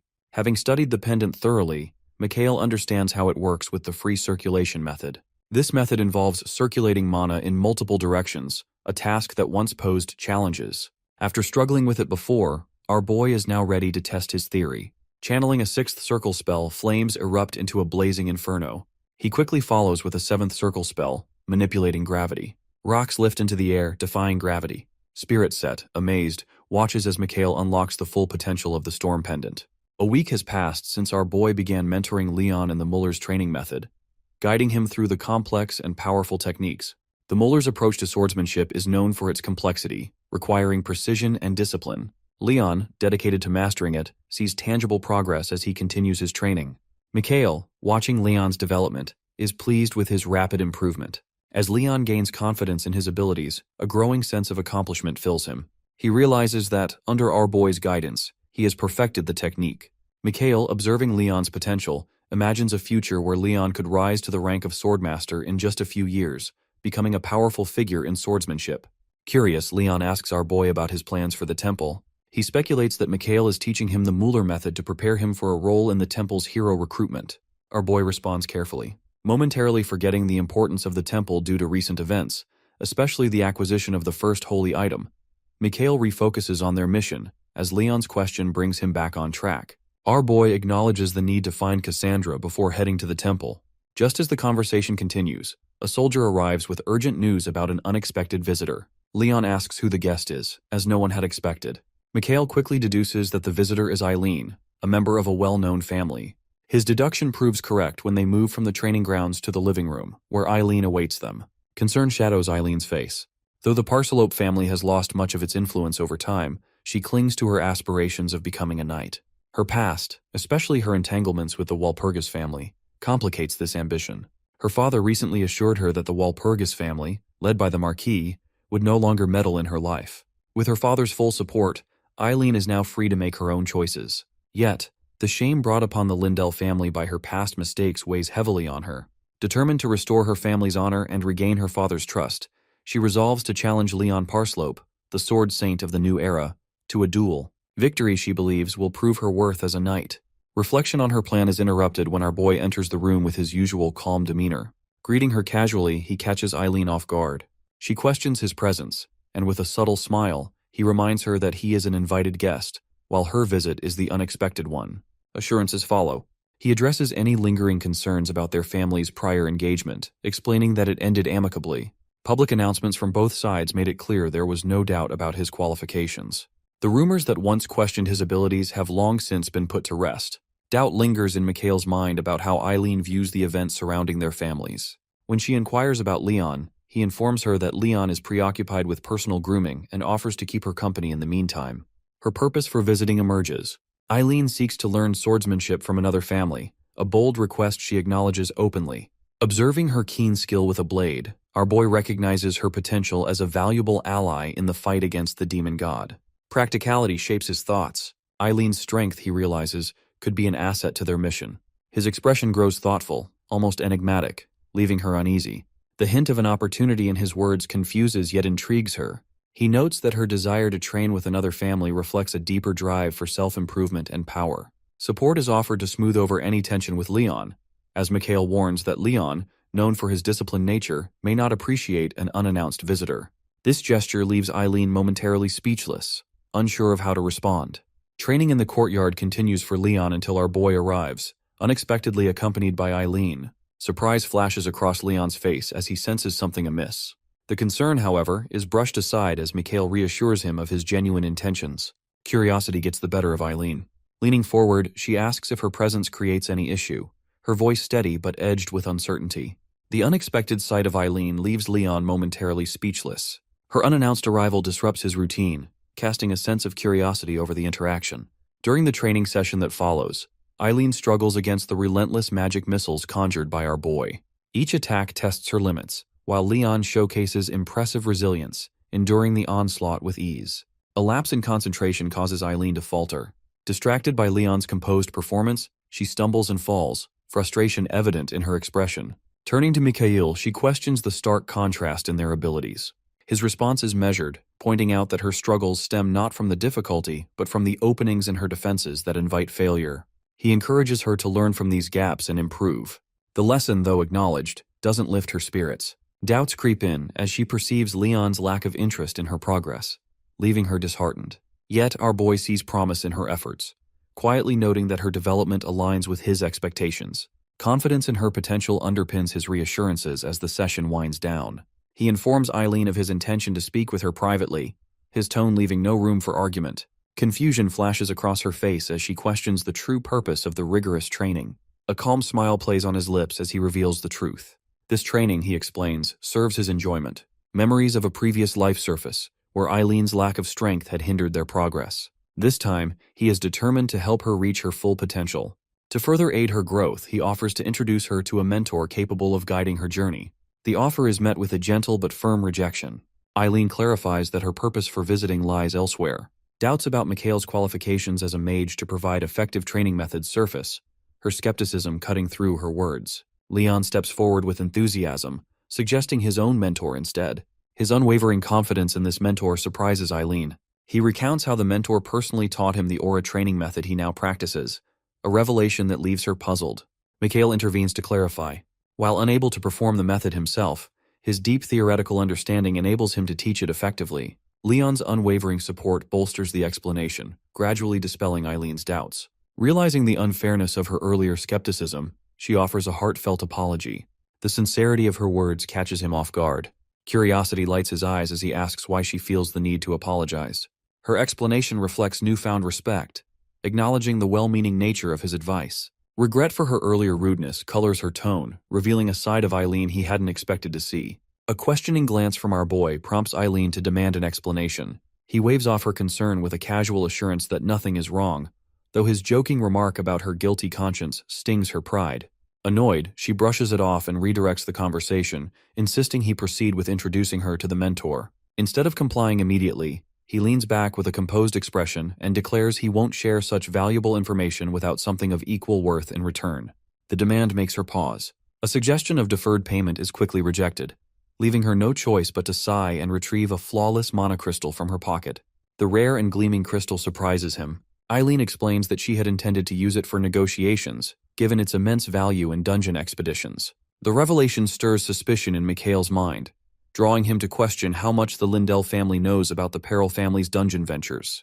The cunning influence of her grandfather seems to linger behind her actions, affirming suspicions of meticulous orchestration. Acknowledging both her resourcefulness and readiness, he accepts the crystal. Shifting the focus, he brings up a legendary figure, asking if she has heard of the Arbiter of Lawlessness. Excitement lights up Leon's eyes as he jumps in, describing the figure as the oddball of the Western era, a swordmaster unaffiliated with any empire. The title prompts a nod of agreement. Our boy introduces the figure as Milium Arielon, the sword overlord of the West, renowned for defeating the 7th Legion commander of the demon god's army. He then reveals that Milium will serve as the mentor he mentioned earlier. Doubt clouds Eileen's face as she questions how someone from his family could secure Milium's cooperation, especially when even the Margrave of the West failed. A refusal to elaborate meets her inquiry, leaving her to dwell on the mystery. Turning to Leon, Mikhail reminds him of their earlier discussion about the temple. Leon confirms his understanding and asks about the timing. With calm precision, the meeting is scheduled for the next day, and an invitation is extended to Eileen, instructing her to prepare for a journey to the capital. The sudden decision catches her off guard. Demands for an explanation rise, questioning the need for her involvement and the trip's purpose. His response is vague but firm, urging trust in the process and stressing the urgency of learning the training method. Thoughts drift toward the region's turmoil, the contentious hero selection event, and the mysterious presence of the arbiter of lawlessness in the capital. These developments weave into his plans, offering an opportunity to address multiple issues. Frustration grows as Eileen presses for clarity, yet her persistence is met with deflections. The lack of transparency leaves her uneasy about the role she is to play in the unfolding chaos. The scene shifts to a grand palace where our boy sits on a regal chair. A mystical spirit, Seth, appears and engages him in conversation. Seth comments on the lively nature of the young individuals they had encountered, contrasting their energy with Mikhail's calm and reserved demeanor. Encouragement to adopt a more carefree attitude follows, but our boy, acknowledging his complex character, admits that his experiences over the years have left him with a touch of corruption. Seth inquires about the mana crystal and his plans for it, explaining that he intends to use it to craft a personal artifact, as most mages would. Mikhail listens as Seth expresses admiration for his innovative ideas and presses for details about the artifact. The possibilities are vast, given the variety of ingredients available, and he reveals that his intention is to create a staff, which piques Seth's curiosity. Practical concerns about needing a medium to hold the mana crystal in place and a tree with at least 100 years of holy power to manage the crystal's energy are raised by Seth. Assurance follows as our boy explains that he has a plan to acquire what is necessary. Though acknowledging his confidence, Seth remains puzzled by the earlier cryptic hints. Choosing not to clarify, he hints at using a branch from the world tree in his plans. Flustered by his deduction, Seth asks how he had figured out her connection to the world tree. Calmly explaining that it hadn't been difficult to deduce, Mikhail mentions that he is in the process of planning the creation of a staff using mana crystals as powerful artifacts. Refining the crystals to craft a unique orb is described as a task that would not be easy due to the challenges of refining mana crystals. The refining process is known to be a challenging one, with a failed attempt capable of destroying an entire territory. Confidence remains firm, as our boy explains he had refined mana crystals many times before his regression and perfected the technique. Seth asks how he plans to manage the many mana circuits within the crystal. An additional spell will remain active, allowing control of the crystal. To bypass the mana limit, he intends to use a combination of 4 specific spells: Special Engraving, Mana Control, Amplification, and Spell Attachment. Amazement follows as Seth questions how he developed such expertise, typically found only in high sorcerers. Attributing it to a mix of natural talent and patience, Mikhail notes Seth's lingering skepticism. Using blood to alter the crystal's properties and imprint his mana signature marks the final step of the process. As the blood is applied, the crystal transforms, turning a deep black. Seth observes that the color of the orb usually reflects a mage's unique mana properties. Rare compatibility with all forms of magic makes him an exception to the usual rules, as our boy explains. Surprise flashes across Seth's face as he manipulates the crystal with a fireball, causing its color to change again, this time to a vibrant red. The shift signals a decrease in mana consumption and an increase in efficiency. Testing the maximum output of the newly refined crystal becomes the next eager step. The next day, Mikhail meets with Leon, who informs him that Orc Barrack in the mountains had been destroyed the previous night. While it is a relief to be rid of the monster, Leon's father has been searching for it ever since. Our boy seems unfazed, and Leon, realizing something is amiss, suspects Mikhail is responsible. With a grin, our boy confirms Leon's suspicion, praising the orcs on his territory. Leon is frustrated with Mikhail's unpredictable actions. An old man speaks with the holiness about a prophecy that had been foretold. The old man had shared the prophecy as instructed, but it seems Archbishop Naren did not respond well to the news. The holiness acknowledges the difficulty of convincing others about the significance of the prophecy, recognizing that it has set a poor precedent. Despite these challenges, the holiness remains determined, emphasizing the importance of monitoring the prophecy. The old man reports that they have not yet located Cassandra, the prophet in question. He suggests that sometimes ignoring a prophecy could be beneficial, as it would pose minimal risk. However, the holiness has doubts about this approach and believes they should not ignore Cassandra's prophecy entirely. The holiness hopes that someone will eventually be willing to work with them. Eileen asks our boy about the prophecy they are planning to investigate. Mikhail confirms that their journey is related to the prophecy. Eileen expresses doubt about the reliability of prophecies, noting how difficult it is to interpret visions accurately. Our boy agrees with Eileen's skepticism, acknowledging that prophecies are uncertain and unreliable. He also points out that even after translation, there is no sign that the prophecy will be fulfilled soon. Our boy mentions that, at this point, becoming a hero holds little value since heroes are most needed when there's an urgent threat. However, he argues that their journey still holds value, as traveling to the capital will allow them to make important connections with people from the divine country. Eileen questions the importance of these connections, and our boy emphasizes their significance in the larger context. Eileen then asks about the Arbiter of Lawlessness, and our boy reassures her that they can make contact with this figure once they reach the capital. Mikhail has one final goal, to find Cassandra. He asks his butler about the progress of a task he had assigned earlier. The butler informs him that agents from the Divine Country have been sent to search for the Prophet, but Cassandra has not been found. It is also reported that Cassandra had been seen with a knight at the border before going into hiding. She left a cryptic message which intrigues our boy. The butler reveals that Cassandra's message said she would be waiting for something or someone, sparking Mikhail's curiosity. Their journey begins with our boy using his teleportation magic to transport his group to the grand capital city. However, one of the group members, Leon, is uncomfortable with the magic. He feels nauseous and voices his dislike for relying on magic. Leon is frustrated by their choice of transportation. While horses and carriages are available, they have used magic for convenience. Mikhail, calm as always, explains that magic is the fastest way to their destination and has brought them to the capital city quickly. Leon remains skeptical and, as they enter the city, is struck by its grandeur. The capital city seems far more impressive than any other city they have encountered. Eileen admires the city's elegance but isn't as enthusiastic as Leon. Our boy agrees with Eileen's view, which adds to Leon's frustration, as he hoped for support in his criticism of magic. As the group marvels at the capital's magnificence, Mikhail briefly reflects on the past before focusing back on their mission. The group moves toward the central temple, keeping their focus on the mission. However, their path is interrupted when Seth points out a scene nearby. A young girl is confronting a bandit, warning him about the consequences of his actions. Intrigued, our boy watches the situation unfold. The bandit, ignoring the girl's threats, raises his hand to strike her. Unwilling to let harm occur, Mikhail uses his shield magic to protect the girl. Just as the bandit is about to strike, a knight appears, drawing his sword. The knight's blade cuts through our boy's shield, disintegrating it, and the bandit is knocked to the ground, ending his assault. Mikhail quickly scolds the knight for using violence in the capital city. The knight's actions are questioned, but our boy, ever the diplomat, urges him to sheath his weapon to prevent further escalation. The girl asks the knight to stop and expresses her happiness at meeting Mikhail, which sparks curiosity in the group about their connection. When our boy asks if they've met before, the girl gives a cryptic answer, suggesting they haven't. Leon, tired of the situation, suggests they move away from the growing crowd. Mikhail agrees but uses his hold magic to immobilize the defeated bandit and quickly searches his belongings. The bandit, frustrated, protests the search. Our boy calmly explains that he's returning a pouch to its rightful owner, pointing out a symbol on it that links it to the Divine Country. The bandit claims it's his, leading to a brief exchange.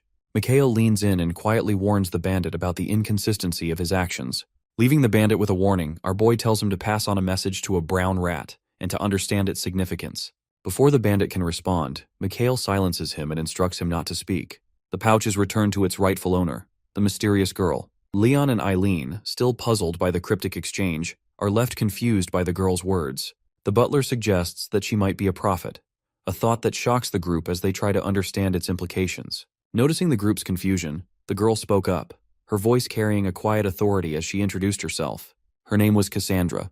The scene shifts to the city's sewers, where the bandit from earlier is reporting to a higher authority. Still shaken from his encounter with the group, the bandit explains the cause of his distress. He informs his boss that a Walpurgis is actively searching for him and had attempted to retrieve the stolen pouch. Initially dismissive, the boss's attitude changes to frustration and anger. He had expected little from the young Walpurgis, viewing them as an insignificant threat. The boss chastises the bandit for returning empty-handed, especially after being outwitted by a child. In his anger, the boss summons a monstrous creature to deal with the bandit. As the creature closes in on him, the bandit recalls Cassandra's warning about getting into trouble, but it's too late. The creature kills him quickly and brutally. The boss, now in a difficult situation, ponders how to deal with the growing conflict with the Walpurgis. Suddenly, a knight with striking purple hair appears in the sewer, adding more complexity to the situation. The knight stands at a crossroads, needing answers that the boss of the bandits can provide. Amused by the turn of events, the boss grins and chuckles. Determined, the knight points her sword at the bandit boss, demanding answers. She makes it clear that any attempts at deception will have serious consequences. Realizing the danger, the boss tries to strike a deal with the knight, recognizing her skill as a swordmaster. He begs her to spare his life, warning that her child will remain elusive if he dies. He offers valuable information in exchange for her agreement to a task. Intrigued, the knight asks what he wants from her.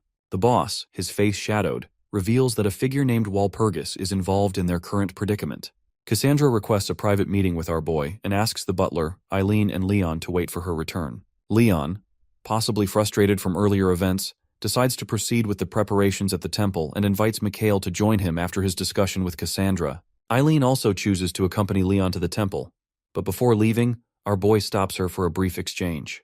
He quietly warns her to be cautious in dangerous situations, and she nods in acknowledgement.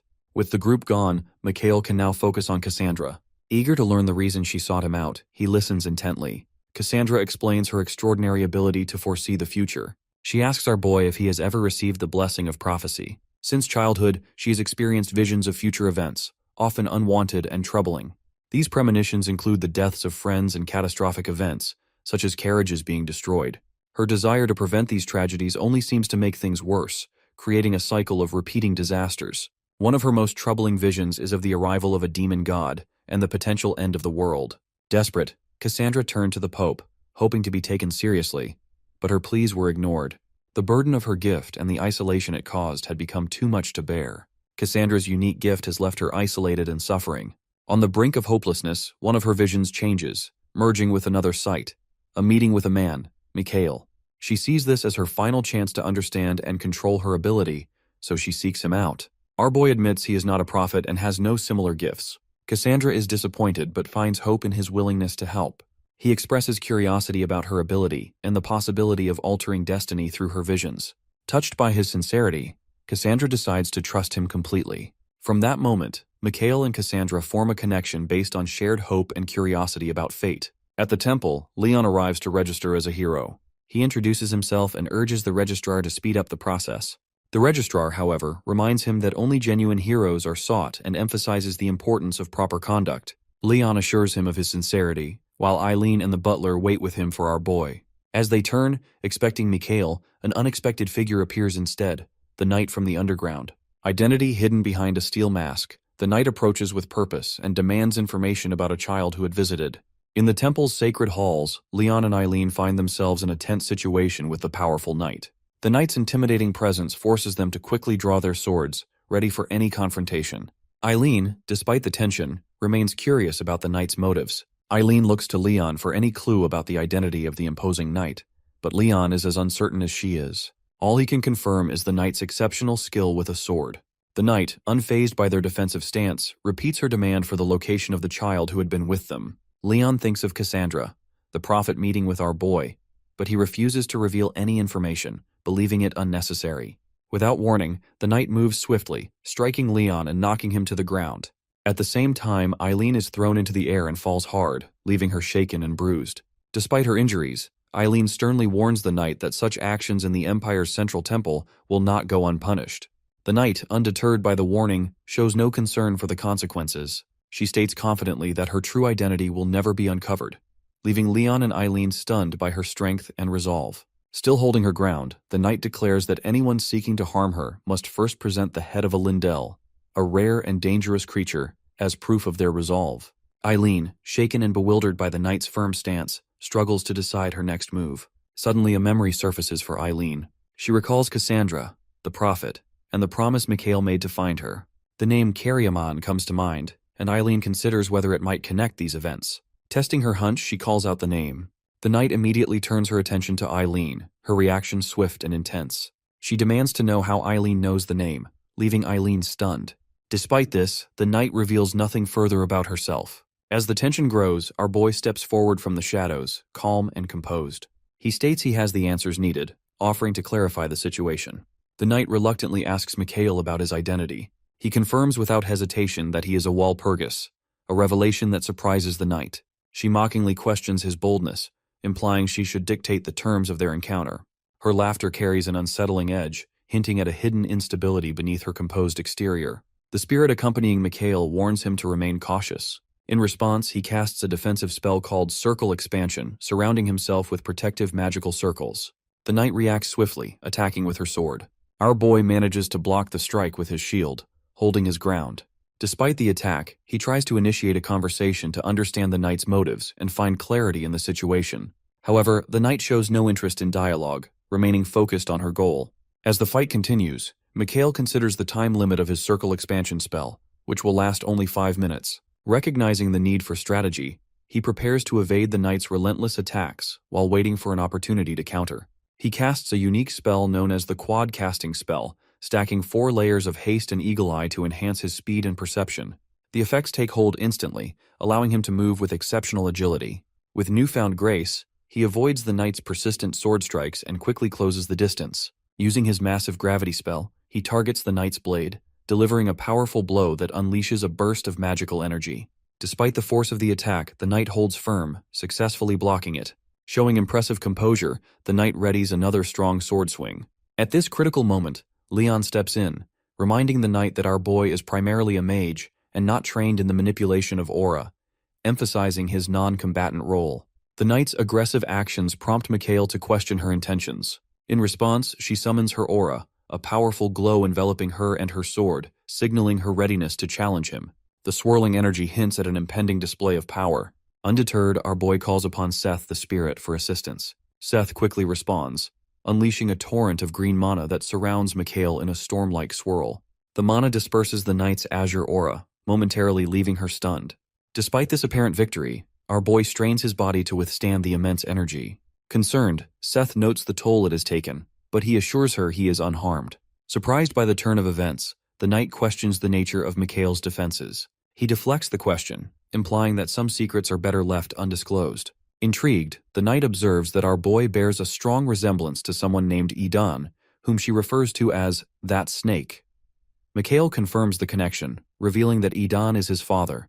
With a knowing smile, our boy shifts the dynamic of the conversation. He questions whether his revelation about his identity is enough to prove his intentions. The knight, showing a trace of approval, acknowledges its authenticity but remains pressed for time, her urgency clear. She asks Mikhail how he came to know her name. He attributes their encounter to chance, recalling an incident where he offered water to an exhausted traveler. He had asked the traveler about his destination, a question that now seems central to understanding the knight's identity. Curious, the knight demands more information, specifically where the boy had intended to go. Our boy remains firm, convinced the boy had deliberately kept his destination a secret. Despite this, the knight stresses her obligation to find the child, her tone revealing a strong sense of duty.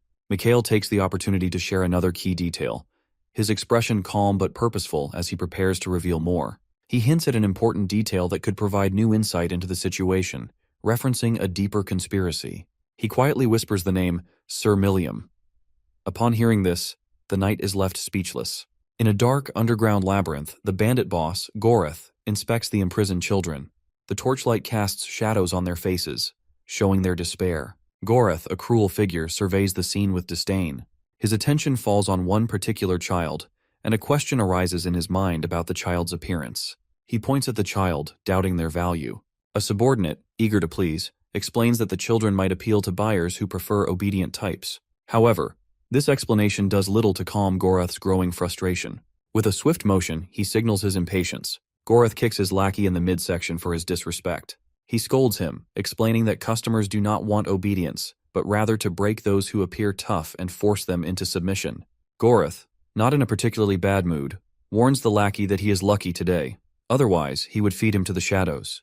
Despite his anger, Gorath feels some relief that he has controlled his temper for now. As he reflects on the situation, Gorath finds comfort in knowing he has a powerful ally in the great swordmaster, who once had a child named Karan, a former prisoner behind these iron bars. Suddenly, a messenger enters the room, bringing news about the prophet's location. Gorath, always seeking valuable information, eagerly asks about the prophet's fate. The scene shifts to the temple, where our boy, a powerful figure, talks with Archbishop Arley. Mikhail speaks of the underworld's dark plans, revealing that a malevolent force wants the prophet's prophecies for their own gain. Archbishop Arley, a figure of authority, listens attentively. At first, the archbishop dismisses the idea, doubting that such dangerous elements would challenge the empire's authority. However, Seth, confident and resolute, suggests a connection to heresy. The archbishop, shocked by the bold accusation, demands proof. At this moment, the Lady Knight, a symbol of bravery, steps forward. She explains the plot to kidnap the prophet, a sinister plan that our boy had stopped. Her story reveals a complex web of danger, setting the stage for a confrontation with the underworld. The knight vows to use her sword to bring justice, promising to eliminate Gorath, the mastermind behind the shadows. The archbishop, still processing the shock of this revelation, listens as the knight drops another bombshell. Gorath, the elusive figure behind the underworld, is actually a monstrous monarch controlling the shadows. Archbishop Arley, accustomed to bearing heavy responsibility, visibly reacts to the shocking truth. The knight calmly reminds him of the gravity of the situation. The name Odious Monarch causes fear in the ecclesiastical chambers, as it is linked to the 12 monsters who once served the demon god. Seth confirms that the Odious Monarch is hiding in the heart of the capital. The archbishop, troubled by this revelation, questions Seth's certainty. If the servant of the demon god is truly in the city's shadows, the consequences would be severe. Mikhail then questions the archbishop's understanding of his prophetic duties. Caught between divine expectations and his own lack of knowledge, the archbishop hesitates. Doubt appears in his eyes as he realizes that his authority is weakening. Our boy considers that if the archbishop contradicts his words, he would be opposing the entire country, as the demon servant, long believed to be gone, has been hiding in the capital under the archbishop's watch. Mikhail believes this could cause the archbishop to lose face, and tells him that he can help fix the problem. Our boy tells the archbishop that he will subjugate the odious monarch with Sir Millium, but he needs one promise from the archbishop. The archbishop asks what the promise is, and Mikhail explains that it's about the hero selection. Our boy believes it's not too much to ask, as it's just an incarnation. The archbishop, understanding the seriousness of the situation, agrees to Mikhail's condition. He vows to support Mikhail's claim as the hero if Mikhail succeeds in subjugating the odious monarch. The archbishop, using a quill as a symbol of divine authority, makes the promise. A pact is formed in the ethereal ledger of destiny, binding their fates together. The trio leaves the temple, feeling the weight of their collective destinies. As they step out, the Lady Knight expresses her gratitude to Seth, acknowledging that without his help, Goreth would still be controlling her. The knight wonders if our boy has told Lindell's child the truth, considering the complex relationships involved in their lives. He explains that his knowledge comes from a brief conversation, which nearly led him into Goreth's trap. The Lady Knight, eager to reunite with her child, asks Mikhail if it is possible to find her child. He asks what she would do if he could. The knight, frustrated by pointless games, responds that she hates such tactics, especially when it involves her child. With determination, the Lady Knight slams her sword into the stone floor and promises that if our boy reunites her with her child, she will dedicate her sword to him. Our boy, satisfied with his success, realizes that he has achieved his goal in the capital. The city, once unaware, now stands on the verge of change, its fate uncertain. Meanwhile, in the lawless lands, a woman is caught in a tragic tale. Her husband, once a guiding light in a dark world, is killed by a group of rogues. The story begins with her seeking revenge, which leads her into a confrontation with lawlessness itself. Driven by grief and a desire for vengeance, she avenges his death but finds that hatred still lingers within her, overshadowing her soul. Her quest to understand why her husband died takes her deeper into the world of lawlessness. She uncovers harsh truths. Lawlessness is the force behind many of the tragedies in a land where chaos rules. Ferocious beasts roam freely, preying on the weak, and suffering is common. In this world, she steps into a new role as the arbiter of lawlessness. Her goal is clear: to bring order to chaos and impose justice where it is absent. The scene shifts to the underground where the bandit boss faces the consequences of his actions. The woman, now the arbiter, disrupts the plans of the criminal underworld. The boss, usually in control, feels the effects of his misdeeds and considers escaping his situation. However, the odious monarch has other plans. A tense exchange between the boss and the shadow highlights the importance of their contract, but the boss prioritizes his survival over the agreement. While he struggles with this decision, a subordinate brings news of an impending attack by the Swordmaster, a powerful figure of justice. Before the boss can act, the shadow, now embodying the odious monarch, strikes, ending the boss's life. The narrative then shifts to the Swordmaster, who expertly defeats many of the underworld's members. Eileen and Leon watch, impressed by the Swordmaster's skill. Eileen feels a strong connection to the swordsmanship she witnesses, imagining it as the path she wants to follow. Meanwhile, Mikhail, an enigmatic figure, observes the events and talks with Seth, a spirit who accompanies him. Seth comments on the knight's restraint, noting that her powers could cause destruction in the lawless underworld. Mikhail agrees that the attack on the underworld has caused more trouble than expected. Seth warns Mikhail not to underestimate the situation. Mikhail realizes that the real danger lies not in the skirmish with the underworld, but in the looming threat of Goreth, the incarnation of the odious monarch. Back in the underground, the boss's body, now controlled by the odious monarch, embarks on a dark quest. Driven by an unending hunger, the shadow seeks to devour not only the prophet, but also the memories it cannot reach. Asar, an unexpected figure, stirs the shadow's hunger, leading it to target the hostages, especially the children. The shadow sees an opportunity to satisfy its craving for memories. Eileen continues her relentless assault on the bandits, focused on proving her power and challenging the teachings of Lindell. She enters a heightened state of focus, unleashing a red aura around her sword, which leads to a swift defeat of the bandits. However, the toll on her body becomes clear as she spits blood after the battle. The knight, recognizing Eileen's talent, offers to mentor her, acknowledging her skill as a swordsman. Eileen, humbled, accepts the offer, choosing to follow a different path from the Parslope child. Meanwhile, Seth expresses concern for our boy's condition after the taxing battle with the Swordmaster. Our boy reassures Seth that he is unharmed as he descends into the underground. He stops in front of a cell, his curiosity piqued by the unfolding events involving the odious monarch. He shares his doubts about the purpose of the odious monarch consuming children. Seth, shocked by this, witnesses the odious monarch near the area where the hostages are held, setting the stage for a chilling confrontation in the aftermath of the underground chaos. The odious monarch, surrounded by malevolence, reclines in a foreboding chair, and an oppressive silence fills the cavernous space. The arrival of our boy, an unexpected figure, disrupts the stillness. He steps into the domain of the odious monarch, unfazed by the sinister atmosphere. The odious monarch, amused, greets Mikhail, commenting on his delayed arrival. Mikhail responds by questioning whether he had kept the odious monarch waiting for too long. The exchange sets the stage for a confrontation beyond the physical realm. The odious monarch takes pleasure in the suffering of captive children, revealing the depth of his malevolence. Mikhail sees this as confirmation of the evil within all commanders under the demon god. The odious monarch, acknowledging the sacred artifact in Mikhail's possession, expresses his awareness of it. He finds an unexpected advantage in having both the prophet girl and our boy armed with the holy item. Our boy, however, remains confident, challenging the odious monarch's perceived advantage. The odious monarch questions the source of his confidence, knowing that the holy item of Asura has already been used. Our boy, exuding confidence, dismisses the odious monarch's skepticism. The tension rises as the odious monarch hints at his intention to feed on the children, but Mikhail intervenes swiftly.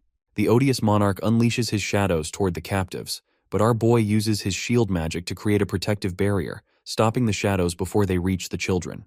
The clash between dark and protective forces highlights the struggle between light and shadow. The odious monarch sees Mikhail as a potential pawn in his plan, but our boy responds with confidence. He instructs his spiritual companion Seth to focus on shielding the children while he faces the odious monarch. Seth, a guiding spirit cloaked in shadows, questions the decision to forego personal protection. Mikhail insists he needs no protection and directs Seth to protect the captives. Amused by the choice to abandon the protection of the spectral companion, the odious monarch relishes the idea of confronting our boy without the holy item's shielding aura. As the odious monarch laughs, his shadows surge toward Mikhail in a relentless assault. Our boy, using his agility, navigates the mid-air onslaught with skill, reflecting on the nature of the shadows. The shadows, weaker than those encountered before his regression, present little threat. Despite the danger, Mikhail counters the relentless barrage of shadow-based attacks with the Wing Cutter spell, a precise and powerful technique that cuts through the shadows. The odious monarch, momentarily taken aback, fails to understand how our boy has managed to withstand the onslaught while protecting the children. With the odious monarch at a disadvantage, Mikhail maintains focus. The odious monarch retaliates by summoning shadow-formed dragons, directing them with destructive intent. Mikhail, using blink and haste magic, moves swiftly across the battlefield, closing the distance to the odious monarch in an instant. The odious monarch attempts to exploit the proximity by striking Mikhail's right shoulder with shadows, aiming to capitalize on an assumed weakness. However, our boy remains steadfast. Placing his hand on the odious monarch's face, he acts with calm decisiveness, asserting control over the situation and preparing to end the confrontation. Recalling an ancient phrase, the eulogy of charity, our boy feels its power resonate, a force capable of sealing away evil. The phrase, long forgotten by many, carries the ability to deeply affect the souls of wicked adversaries. The odious monarch is shocked and unable to comprehend how a mere human could know of this ancient eulogy. The phrase connects to a time when heroes used it as a weapon against their enemies, but it has remained dormant in Mikhail until now. Recognizing the power of the eulogy, Mikhail sees it as a critical tool to confront and end the odious monarch. He reveals knowledge of the odious monarch's full name, further unsettling the malevolent entity. Without hesitation, our boy activates the eulogy, unleashing a powerful blast that engulfs the odious monarch. The sudden and decisive act surprises Seth, as the confrontation takes an unexpected turn. Shifting focus, our boy inquires about the safety of the captive children, moving the attention from the odious monarch's apparent defeat to their well-being. Seth, expressing concern about the aftermath of a commander's death, warns of the chaos it might unleash. As the odious monarch's presence fades, an unsettling transformation occurs. The odious monarch reemerges, now a monstrous purple entity, defying expectations and standing once more against Mikhail. The The dimly lit chamber becomes the stage for a renewed battle. The odious monarch radiates malevolence, his aura filling the space with tension. The confrontation escalates as the odious monarch reveals his belief that he had succeeded in ending Mikhail, only to find himself facing the enigmatic warrior once again. The odious monarch assumes that our boy is acting impulsively and without a plan, fueling our boy's quiet amusement. Maintaining a calm demeanor, Mikhail takes a piece of chalk and begins drawing a detailed magic circle around the odious monarch. The chalk leaves behind glowing symbols that radiate faint arcane energy. Confident in his power, the odious monarch dismisses the act as futile, insisting that no magic or circle could undo the curse he has unleashed, a curse that only a mage of the 8th circle or higher could stop. Undeterred by the odious monarch's claims, Mikhail continues drawing with precision. He calmly explains that the odious monarch's limitations apply only to those attempting to break the curse without understanding its complexities. As the circle nears completion, our boy's spiritual companion, Seth, warns him of the formidable nature of a monarch's curse. Seth emphasizes its strength, adding a sense of urgency to the charged atmosphere as he works with determination. Sitting within the completed magic circle, Mikhail begins chanting words filled with ancient power. The chamber fills with shimmering magical energy, and a bright aura surrounds him. Instead of trying to dispel the curse, Mikhail uses the spell to analyze it, breaking it down to understand its structure and essence. He approaches the curse like a complex puzzle, studying its patterns and formulas with precision. Our boy focuses on unraveling the enchantment. This is a battle of intellect and magic, beyond the physical realm. As he delves deeper, our boy realizes the curse can be reversed. He resolves to dismantle it layer by layer, exposing its true form. With renewed determination, he channels his magic to undo the curse. The aura around Mikhail intensifies as the spell takes effect. Initially dismissing the effort, the odious monarch now watches with growing unease. Under Mikhail's growing power, the odious monarch begins to shrink, his form weakening as the curse starts to unravel. Understanding that fully eradicating the curse may be impossible, our boy weakens it significantly. The curse, deeply ingrained in the fabric of reality, seems beyond complete removal. However, our boy envisions future efforts to handle the diminished threat. When the curse begins to destabilize and threatens to explode, Mikhail directs Seth to contain it. Seth obeys, creating a massive storm of black mana that engulfs the curse, preventing its detonation and holding its energy within a swirling vortex. With the immediate danger contained, Mikhail decides to study the lingering effects of the curse, seeking to understand its aftermath. He sees this as a rare opportunity to gain insight into the workings of a demon's curse.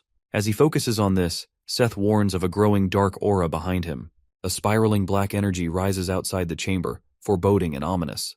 The butler observes the escalating situation with growing concern, his gaze fixed on the magical storm unfolding before him. Despite his unease, admiration for our boy's boldness in confronting such a formidable force colors his expression. Behind him, a skilled lady knight approaches, her steps measured and her armor gleaming faintly in the dim light. Known for her unyielding expertise, she questions the butler about his involvement in the unfolding events. Quick-witted as ever, he feigns ignorance, dismissing any direct involvement and pointing to his honorable nature. Her persistence cuts through his carefully placed words. She reveals that our boy himself suggested the butler might hold critical knowledge about their current predicament. A master of deflection, the butler responds with a vague comment about Mikhail's own uncertainty. Yet, her seasoned instincts detect layers beneath his words, prompting a subtle shift in her demeanor. Attention turns to the pressing danger of the curse, its dark energy still looming. The butler, pivoting the conversation, advises her to harness her aura to bind the curse, referencing their prior strategies. The knight, drawing her sword with the ease of long practice, prepares for the confrontation. Her voice carries a touch of nostalgia as she mentions their past battles. Under his guidance, their combined efforts begin unraveling the curse's dense energy. Each strike from her blade, infused with radiant aura, weakens the dark force further. Shadows dissipate into faint wisps, the lingering threat neutralized at last. With their immediate mission accomplished, both prepare for the challenges yet to come. Soft morning light filters through the grand temple windows the next day, illuminating the archbishop's solemn figure as he greets Mikhail. Gratitude laces his tone as he commends the decisive actions taken against the odious monarch. Surprise lingers in his voice over the victory's favorable outcome. The archbishop speaks of Beelzebub's defeat, the 7th general of the demon god's army, and the preservation of the capital. Though absent of grandeur, the victory serves as a grim reminder of the dangers demonic forces pose to the empire. The archbishop revisits his promise of support for our boy's journey toward becoming a hero, though he reveals the empire has already selected a candidate, Siegfried. Political undertones weave through his words as he assures our boy of his personal support, while urging caution amid the growing web of intrigue. Mikhail listens intently, contemplating the burdens of expectation and the complexities of his position. Leaving the temple, he carries the weight of this knowledge with quiet resolve. Outside, fresh morning air greets him as Eileen approaches, gratitude evident in her expression. She shares news of her mentor, the Lady Knight, departing on a new quest. Her voice is steady as she thanks Mikhail for his efforts, her words carrying both respect and finality. Eileen speaks of her aspiration to become a teacher. Our boy listens, offering encouragement for her to pursue her dream. She acknowledges his advice but reaffirms her commitment to follow her mentor. With regret in her eyes, she explains their engagement, a decision neither had truly chosen, and asks for forgiveness. Her hope for better encounters in the future lingers as she bids him farewell. Eileen's surprise is evident when laughter escapes from our boy, catching her off guard and leaving her momentarily flustered. He reassures her with a calm smile, explaining that his earlier indifference toward her remains unchanged. Encouraging her to focus on her own path, he advises her not to dwell on his feelings. A playful grin replaces her embarrassment as she interprets his words as the beginning of a friendly rivalry, boldly declaring that she will soon catch up to him. The conversation shifts as Mikhail turns toward the Lady Knight, signaling that his discussion with Eileen has concluded. He informs her of Eileen's imminent departure and remarks on fulfilling his promise. Without hesitation, he offers to disclose the whereabouts of her son, his voice steady and confident. Within the grand halls of the Holy Empire's palace, tension rises like an unseen storm. News of the odious monarch's presence in the capital reaches the Holiness, casting an uneasy shadow over the sanctity of the empire. The Holiness, unsettled, demands details from the messenger about the great demon's appearance. Assurances of the demon's defeat bring little solace. The messenger recounts how the odious demon was vanquished in a single day, a revelation that deepens the Holiness's confusion. Pressing for the identity of the one responsible, the Holiness listens as the messenger presents a sealed letter from the Archbishop.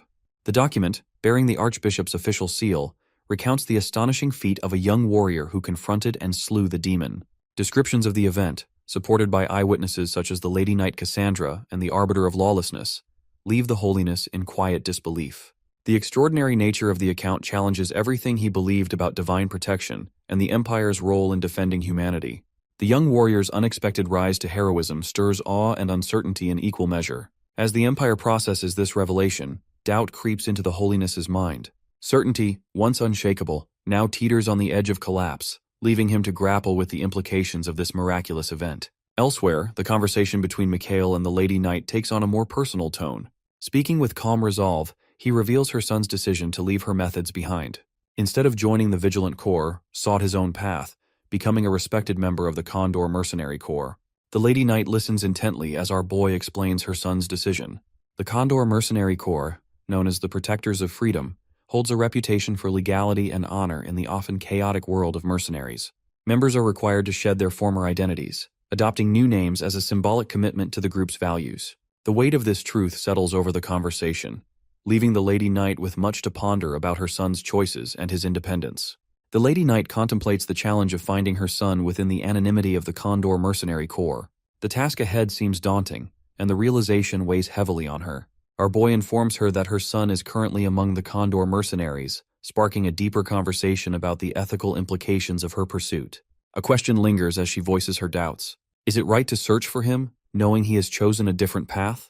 Mikhail gently prompts her for clarity, seeking to understand her uncertainty. She explains that while her search has always been driven by love, it now feels like an intrusion. Her son has deliberately distanced himself from her way of life, and she fears her actions might have caused him harm. Past actions come under scrutiny as she reflects on her choices. The idea of being a good mother feels elusive, and she questions whether she has the right to find him under these circumstances. A gesture of reassurance interrupts her spiral of doubt. Mikhail places a hand over hers and urges her to consider having an open conversation with her son. He stresses the importance of understanding his perspective before making any decisions. Communication, he explains, is the first step to healing. Handing her a small bottle of elixir, he mentions its significance, explaining that her son will need it at the right moment.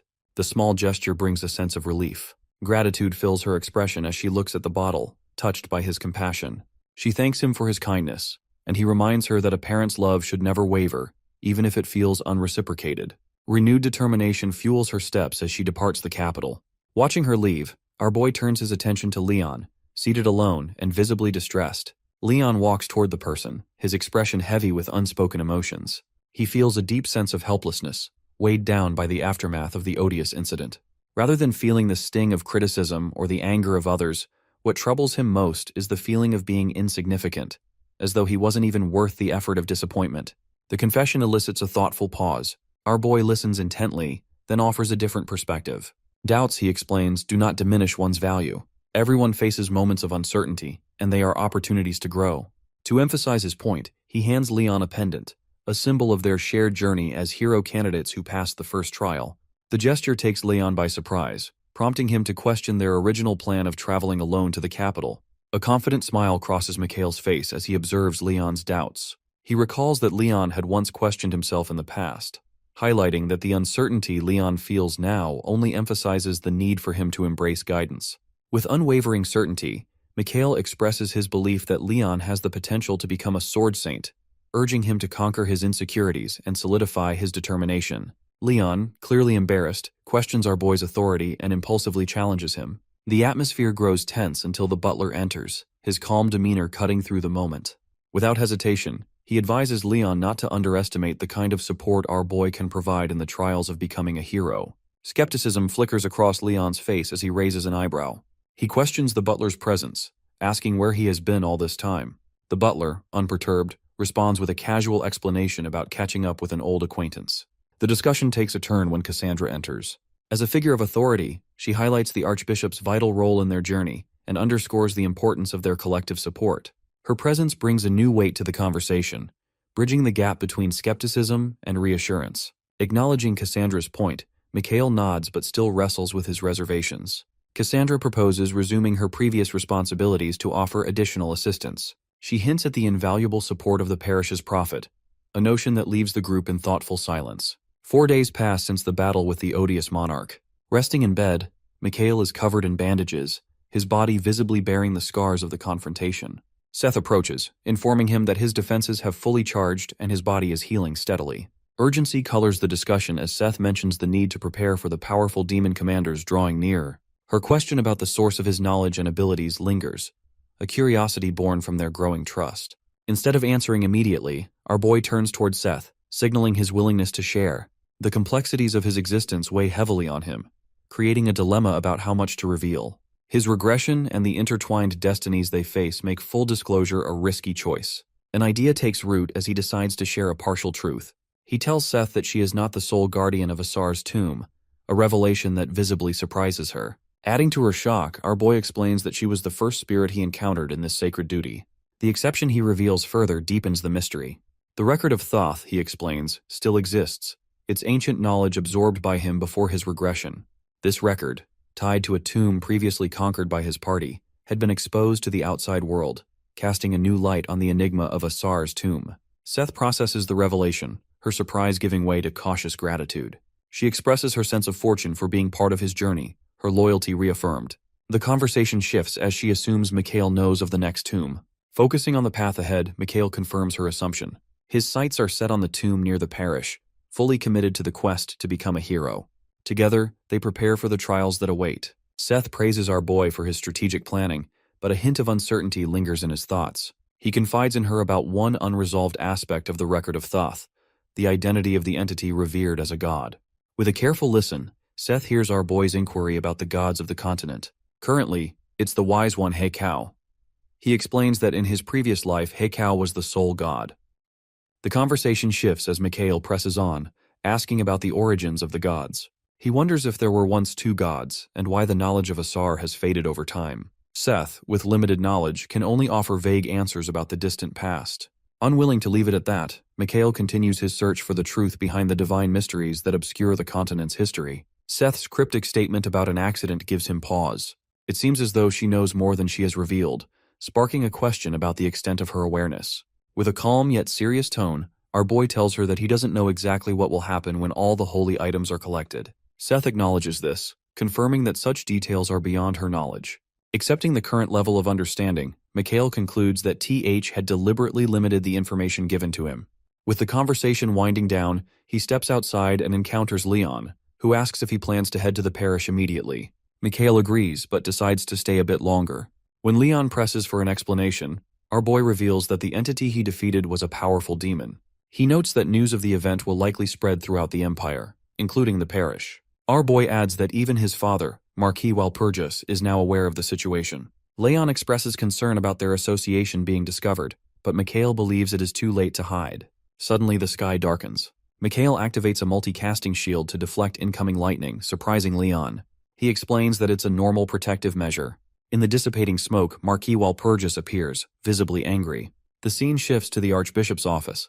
As he contemplates his role in selecting a hero, the emergence of a great demon compels him to take action. A smile spreads across his face as he thinks of our boy, Michel Walpurgis, as the ideal hero. Just then, a subordinate enters, reporting that Marquis Walpurgis is magically assaulting his son. The Archbishop is stunned by this unexpected turn of events as our boy flees from his father's relentless magical attack. Analyzing the nature of his father's attacks, Mikhail notices that each bolt carries a distinct signature, designed for light impact. As he dodges, a thought crosses his mind. Was his father deliberately using spells that would cause minimal harm? While evading the magical assault, a mix of awe and confusion fills Mikhail. He is impressed by his father's magical skill, but can't shake the feeling that his father's extensive research into magic has led him to use trivial spells. Amidst the chaotic exchange, our boy pauses, attempting to connect with his father, but his words go ignored. The relentless attacks continue. Blink spell activated, our boy evades most of the lightning bolts, but one strikes from behind. In a surprising turn, Seth, his spirit companion, steps in, intercepting the rogue bolt, protecting Mikhail from harm. The intervention catches his father's attention, causing him to momentarily stop his assault. Mikhail seizes the brief pause to ask a question. Does his father truly believe our boy pursues the hero's position simply for the sake of volunteering? The question lingers, prompting a response that hints at the complexity of their relationship. Unfazed, our boy asserts that the idea of a hero has evolved.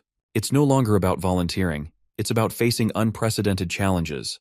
This statement piques his father's curiosity, leading to a brief pause in the clash. Shifting the conversation to something more pressing, Mikhail brings up the appearance of a great demon. His father dismisses it as propaganda, but Mikhail challenges him. What if this time it isn't just propaganda? Surprised by our boy's boldness, Walpurgis urges him to explain further. Our boy recounts the story of the demon's appearance and eventual defeat. Skeptical, Walpurgis questions the truth of the tale, asking how a great demon could appear and cause no harm. The situation takes a sudden turn when Archbishop Lindell enters, confirming Mikhail's account. He reminds Walpurgis of a meeting a year ago, which lends credibility to the story. Walpurgis is left with lingering questions, asking about the significance of the claim and whether the parish has found the soul of a hero. A triumphant smile spreads across Mikhail's face. The Archbishop declares that a hero has emerged, pointing directly to our boy. Walpurgis, confused, sees only his ordinary son. He dismisses the notion, calling Mikhail his stupid little son. His father seems oblivious to the revelation's weight. Observing Walpurgis's skepticism, Mikhail reminds him of something he demonstrated earlier. Now more attentive, Walpurgis asks if there's a connection. Mikhail grins, knowing his father would eventually catch on. In a sudden twist, Walpurgis uses teleportation magic and vanishes. Archbishop Lindell, bewildered, asks where he went. Our boy calmly assures him that Walpurgis will return shortly. Moments later, Walpurgis reappears. Mikhail asks if he's confirmed the truth.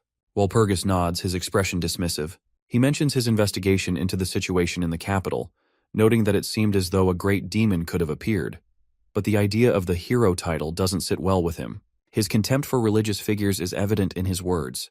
Mikhail, deep in thought, reflects on how the title of hero has lost its weight. He considers how the title holds no real significance when there's no immediate danger. However, if the prophecy were to come true, and the hero turned out to be the only one capable of preventing disaster, then the title would gain true importance. Walpurgis, skeptical of such a scenario, warns Mikhail not to underestimate the powerful figures within the parish. Unfazed, our boy raises his hand and unleashes a spell storm. The air crackles with magical energy, revealing a shocking truth that leaves both the Archbishop and Walpurgis in stunned silence. Our boy, empowered by the Holy Spirit, confidently assures his father that the schemes of the parish elders will fail thanks to his divine assistance. He emphasizes that the parish will be at a disadvantage and makes it clear that he has no intention of surrendering his right to choose his companions. Walpurgis asks if Mikhail has found any companions. Mikhail is prepared to challenge the established order and assemble a team capable of changing the fate of the impending disaster. Pointing to Leon, our boy informs his father that Leon is one of his comrades. Walpurgis observes Leon and expresses skepticism, noting that Leon doesn't seem like a hero's comrade. Our boy insists that Leon is indeed one of his comrades, and reveals that he enticed Leon with a promise of something remarkable in exchange for his help. Hearing this, Leon adopts a noble demeanor and affirms that he now considers himself a hero's comrade. He commends Mikhail for keeping his promises and emphasizes that Mikhail isn't foolish enough to pursue an impossible endeavor. Leon then turns to Walpurgis, affirming our boy's credibility. He states that Walpurgis, knowing our boy as he does, should recognize the validity of their cause. Walpurgis reflects on past instances where Mikhail handled challenges with determination and asks Archbishop Lindell a crucial question.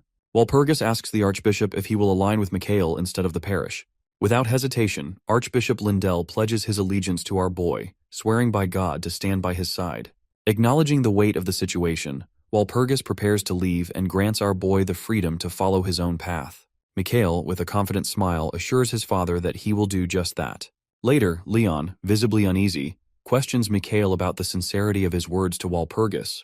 Our boy reflects on the question and acknowledges that despite Leon's seemingly foolish demeanor, he always keeps his promises.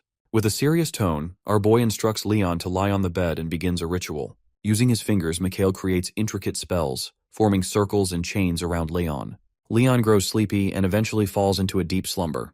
When Leon wakes, he finds himself in a broken, desolate city, confused and disoriented. Struggling to make sense of his surroundings, he questions what kind of journey Mikhail's enchantments have led him on. In this mysterious subconscious realm, Leon feels trapped in an illusion. Suddenly, a voice calls out from a figure seated on a rock behind him. The figure, a warrior with an enigmatic presence, calmly explains that this world is an illusion, a creation within Leon's own subconscious. Leon cannot discern the warrior's facial features, which heightens his suspicion and awareness of the strange situation. The warrior jumps down from the rock and orders Leon to draw his sword. Without hesitation, the warrior strikes. Leon blocks the blow, but the force of it causes his sword to slip from his grasp. The warrior then thrusts his weapon into Leon's chest, yet Leon feels no harm. Confused, he watches as the scene resets, with the warrior returning to the rock, welcoming Leon once again. Determined to alter the outcome, Leon prepares for another confrontation. This time, he activates the Muller First form, surrounding himself with a glowing blue aura. With newfound determination, he charges at the warrior. Just as Leon believes he has gained the upper hand, the warrior counters unexpectedly, delivering a crushing knee to Leon's stomach. Collapsing to the ground, Leon is overwhelmed by the warrior's sudden counterattack. The warrior criticizes Leon for his lack of proper training before delivering a finishing blow, resetting the scene once more. Leon wakes in his bed, shaken but resolute, with our boy sitting by his side. Leon recounts the experience, expressing his strong desire to return to the illusionary realm and defeat the mysterious warrior. Our boy cautions Leon against repeating the same mistakes and advises him to reassess his approach. He encourages Leon to understand the mechanics of the illusion before facing the warrior again. Leon, still puzzled by the encounter, asks about the warrior's identity. Mikhail avoids giving a direct answer, but privately wonders if the warrior might be Leon's future self. Mikhail urges Leon to rest, as they have a journey planned for the next day. Leon asks about their destination. Our boy confirms that their ultimate goal is the parish, but adds that they will first visit the fairy forest. Alongside Leon and our boy, the group consists of Mikhail's trusted butler, Cassandra, and her knight. The group begins the journey to the fairy forest. Cassandra speculates that their destination may be tied to the mythical world tree. Mikhail confirms her assumption, mentioning its significance. Cassandra's knight, Helen, expresses skepticism about elves, criticizing their closed-mindedness and their belief in superiority. The butler jokes about trusting elves with large ears, prompting a light-hearted exchange between Helen and the butler that eases the tension. Our boy reminds the group that their goal is to reach the world tree. Leon asks about the purpose of the journey, and our boy explains that he intends to obtain branches from the tree. This revelation surprises the group. Helen questions how they will gain access to the fairy forest, and Mikhail confidently reassures them that it will not be difficult. When they reach the tree's roots, Mikhail announces that they have arrived at the base of the world tree. He explains that the roots of the tree stretch across the entire globe, acting as a conduit to its core, no matter where the tree physically stands. Cassandra senses the mystical energies surrounding them and observes that the exposed roots indicate the world tree is deteriorating. Helen warns our boy about approaching the world tree as an outsider, questioning whether it will accept him. Undeterred, our boy focuses on his plan and reassures her, beginning a spell called Lock Up, veiling his intentions in secrecy. A memory resurfaces, one of a critical moment before our boy's regression. The world tree was dying, and he confronted an elven companion. He urged her to overcome her grief and lead the elves, explaining that their responsibility had grown even heavier. The elf, overwhelmed with sorrow, mourned their failure to save the fairy queen. Mikhail reminded her firmly not to let despair consume them, insisting that hope had not yet been lost. Seth expresses frustration at being unwillingly dragged into these events, but she follows Mikhail deeper into the World Tree. She questions his purpose, doubting his ability to influence such a sacred place. Curious, she asks about the World Tree's significance. Our boy shifts the conversation, asking if Seth knows about the ancient entity tied to the tree. Seth explains the World Tree's connection to Asura and its role in maintaining the cosmic balance. She contrasts it with entities like the Guardian of the Tombs, which served sacrificial purposes. Mikhail theorizes that those who guarded the tombs were sacrificed, while beings like the World Tree represent the survivors. He anticipates discovering more about this connection as things unfold. As they move further, the vibrant life force of the World Tree becomes more apparent. The spirit of the tree appears, introducing herself as Yggdrasil and expressing gratitude for our boy's arrival. Yggdrasil invites them to sit and converse. She recognizes Seth as her long-lost sister, but Seth remains unimpressed, noting that Yggdrasil's demeanor has not changed. Yggdrasil explains that her current form is only a small fraction of her duties as the World Tree. She acknowledges Mikhail's knowledge of the eulogy, a revelation that elevates his significance. Our boy's connection to a holy item further strengthens his extraordinary bond with mystical forces. Yggdrasil surprises Seth by revealing that Mikhail has preserved Yggdrasil's sister. Seth, astonished, shares this with Yggdrasil. Seth then announces that our boy possesses the Toth record, leaving Yggdrasil stunned. She turns to Mikhail for confirmation. He admits to possessing the record but downplays its significance, believing it might merely be connected to the demon god or a similar entity. Yggdrasil struggles to understand the weight of our boy holding the Toth record, lost in thought about the gravity of the situation and the uncertain paths ahead. Suddenly, Yggdrasil undergoes a distressing transformation, her ancient responsibilities weighing heavily upon her. Yggdrasil begins to decay, a shocking sight for both Seth and Mikhail. Our boy realizes the cause is the demon god's blood, known for its resilience and destructive power. He now understands how the World Tree withered away before his regression. Yggdrasil admits that if she had completely eradicated the demon god's remnants, the outcome might have been different. However, her inability to do so became a critical turning point. Mikhail asks if Yggdrasil is bearing the burden alone, and she explains using a metaphor. She willingly absorbed a poison with a 100% fatality rate to protect the world. Seth, saddened by this revelation, shares in the weight of the moment. When our boy asks about Yggdrasil's remaining time, she predicts she has only 4 days left. Despite this, she expresses hope, as her core remains uncorrupted, leaving a slim chance for salvation. Mikhail connects this revelation to the past. Before his regression, Yggdrasil chose to perish alongside the demon god's remnants, but this decision allowed the demon god to wait for her death and descend upon the world at the right time. This insight fuels our boy's determination to find a way to save Yggdrasil and the World Tree. Mikhail specifies that he wants the finest and oldest branch of the World Tree, pointing toward its roots on the opposite side of the colossal tree. Nearby, an elf kneels in contemplation within the sanctuary of the World Tree, a place of refuge and spiritual significance. The elf, burdened with concern, seeks guidance from the ancient tree to protect it from the approaching threat. In silence, the elf waits for a response, knowing the tree's wisdom might remain hidden. After a long pause, the World Tree stirs and acknowledges the elf. It reveals that a dark and insidious force is attacking it, and its immense power is no longer enough to hold off the threat. Time is running out, and urgency fills the moment as the elf absorbs the grim reality. The elf seeks guidance on how to prevent the impending disaster. The World Tree speaks cryptically, mentioning a destined savior, a man who carries its light. This savior is the key to saving the World Tree, and the elf must assist him. After delivering this message, the spirit of the World Tree withdraws, leaving the elf deep in thought. As the elf reflects, a figure emerges from the shadows. The stranger introduces himself as Mikhail, a guardian of the World Tree with an important mission. Together, the elf and our boy begin their journey, passing through a nearby town. Initially, the elf leads, but our boy soon takes charge, confidently guiding their path. The elf questions the shift, but Mikhail reassures them that any mistakes can be corrected. While traveling, Mikhail considers the destruction surrounding the forest and the role of fate in their journey. He decides to change the destiny of the current fairy king, who, in a previous timeline, died due to the remnants of the demon god. Our boy resolves to prevent the fairy king's death, recognizing the strategic importance of preserving his life. The elf questions our boy about the absence of his companions. Mikhail, confident and enigmatic, explains that his companions will find their way independently. The elf, trusting but surprised, comments on the difficulty of navigating the forest. Mikhail responds with a cryptic smile, suggesting that not all individuals follow the rules of common sense. This leaves the elf thinking about the unconventional nature of our boy's companions. Before the elf can ponder further, a fairy knight arrives with urgent news. An intruder has entered the sacred forest. Our boy responds nonchalantly, hinting that he had been expecting this. The fairy knight also mentions a flying human among the intruders, which surprises the elf. As they process this information, the air becomes charged with an otherworldly presence. 4 ethereal horses descend from the sky, leaving the fairy knights in awe. The knights recognize them as the ominous riders of doom, preparing for a confrontation. Mikhail, however, recognizes the approaching figures and acknowledges them as his companions. With authority, he calms all 4 companions and questions their intentions, asking if they plan to cause harm to the forest. The response comes from Butler, one of Mikhail's companions, who expresses frustration about the sudden departure without explanation.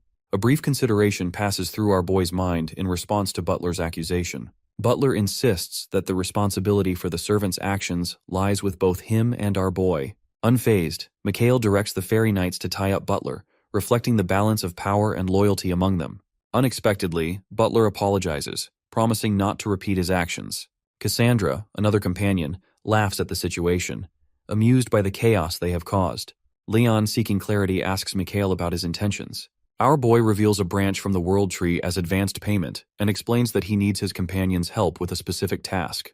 They proceed toward the ethereal fairy palace. The elf informs our boy that it is the residence of the fairy king, who is also the elf's father.